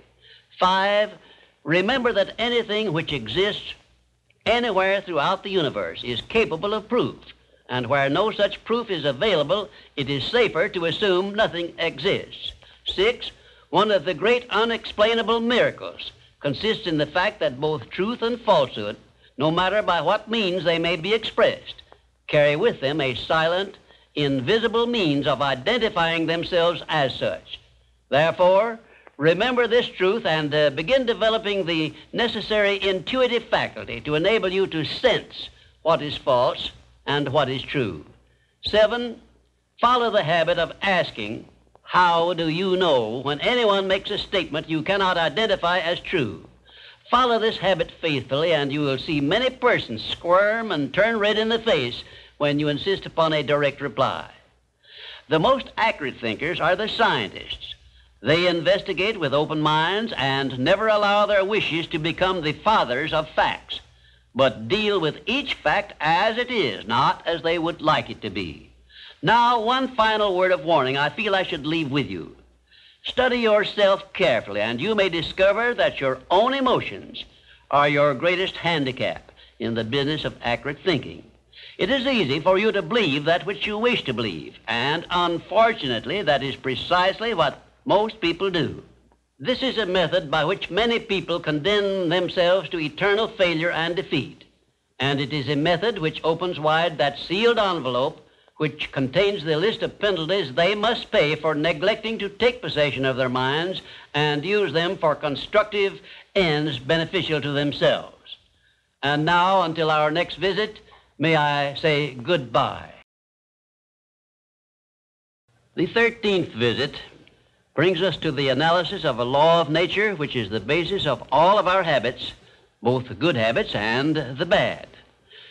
This law is a vital part of the 17 success principles because it is the means by which you and every other person can put into operation an irresistible power by which your aims and purposes are attained almost automatically by the action of your habits. I have named this law cosmic habit force because it is the law which gives definiteness of action to everything which moves throughout the entire universe. It keeps the stars and planets in their accustomed places, and it fixes the life patterns of every living thing, from the smallest insects to the largest animal, excepting only man, who has been given the means by which he may use this law to establish his own habits and determine his own desires and movements throughout life. Cosmic habit force binds every living thing lower in the scale of intelligence than man with what we call instinct. But man can rise above these fixed patterns by which lower forms of life live and establish his own pattern. This privilege, as I have mentioned in former visits, is the only thing over which man has complete power of control and direction. And it is interesting to observe that the Creator never gives man any form of riches without sending along with it the means by which man may do whatever he pleases with those riches. In order that you may get the full benefit of this visit on cosmic habit force, it will be necessary for you to review what I have said previously in connection with the 12 principles of success I have already described, particularly the principle of definiteness of purpose. Like every other natural law, cosmic habit force has both a positive and a negative potential application. The negative application of this law is called hypnotic rhythm, which means, among other possible results, it fastens upon individuals that by our neglect to fix our thoughts upon the things we desire in life and thereby gain the power of cosmic habit force in attaining these desires, the law automatically acts through the negative hypnotic rhythm feature and fixes our minds on the things we do not desire and attracts to us the physical counterpart of these desires. Understand this principle of the law of cosmic habit force, and obviously you will have a better conception as to how essential it is to keep your mind occupied with the life pattern and the things and circumstances you desire until this pattern is taken over and made permanent by cosmic habit force. Cosmic habit force is the watchdog, so to speak, which looks over your shoulder all through life, examines every thought you release, every act in which you engage, and forces upon you the penalties or the rewards in those two sealed envelopes I described in a previous visit. When you understand the principle of cosmic habit force, it is clear enough that you cannot go through life without using the power of this law to carry out the circumstances and the desires you voluntarily choose, or by your neglect, allow the same law to force you to pay the penalties I described. You have a power of choice here, the same as in all other things, but your neglect to exercise this power brings certain, if not always swift, retribution upon you. Perhaps you now see why I warned you in a previous visit that the two sealed envelopes were not imaginary but real. And of course you now understand that you must avail yourself of the benefits of one or be forced to accept the penalties of the other. There is no halfway compromise for any human being. Ponder over this profound truth and you will probably get a more impressive understanding of the power which is available to you through the application of the 17 success principles of the science of success. And you may also acquire a better understanding as to why these 17 principles have spread throughout the world without organized business management behind them. Why this science of success philosophy is believed to have brought personal success to more people than has any other philosophy designed to help individuals to take possession of their own minds. The nearest to a description of the law of cosmic habit force I have seen is Emerson's law of compensation, in which he so clearly established the truth that nothing ever just happens by luck, but every effect has its definite cause, albeit we often observe effects, the causes of which we cannot isolate or understand. If you will read Emerson's essay on compensation again, in view of what I have said about the law of cosmic habit force, you may get much more from it than you absorbed from it previously. Now I shall give you a variety of illustrations as to how the law of cosmic habit force operates. One, first of all, let me call your attention to the fact that cosmic habit force fixes the habits of the electrons and protons of matter, so that their relationship and chemical behavior always follow the same pattern. Thus we see that everything throughout the universe comes under the influence of cosmic habit force, and everything moves and exists by a pattern which is immutable and enduring, except man who, as I have said, can break the habits established by cosmic habit force which affect him and set up in their place habits of his own choice. Two, cosmic habit force fixes the pattern of every form of vegetation which grows from the soil of the earth so that each thing reproduces after its own pattern. A grain of wheat always reproduces other grains of wheat, but never makes the mistake of producing oats or some other form of growth. An oak tree always springs from an acorn, but never from any other cause, the pattern having been permanently fixed in the acorn by the law of cosmic habit force. One atom of hydrogen and two atoms of oxygen combined always produce water, never anything else, because the pattern of their chemical reaction has been fixed by cosmic habit force. Three, when the human mind is focused on a definite major purpose, the law of cosmic habit force goes into action immediately and attracts to the individual the material equivalent of that purpose, and the procedure is inexorable and never varies.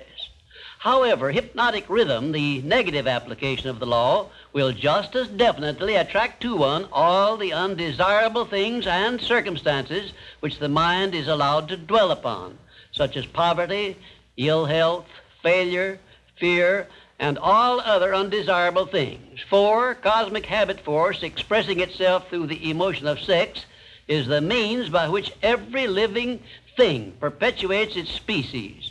Understand this truth, and you will better understand the irresistible forces of the profound emotion of sex, the means by which nature creates all living things. You will also better understand why aims and purposes, which are expressed orally under the great creative forces of sex emotion, are acted upon so rapidly by cosmic habit force. And you will understand why it is so essential to learn how to transmute the emotion of sex into the carrying out of your aims and purposes.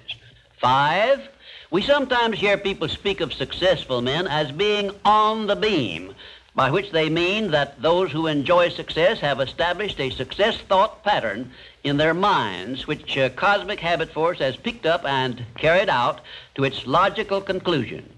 You are on the beam when you take possession of your mind, direct it to definite ends in a spirit of belief in your attainment of those ends, and keep your mind busy in carrying out your purpose instead of allowing it to drift to subjects you wish to avoid.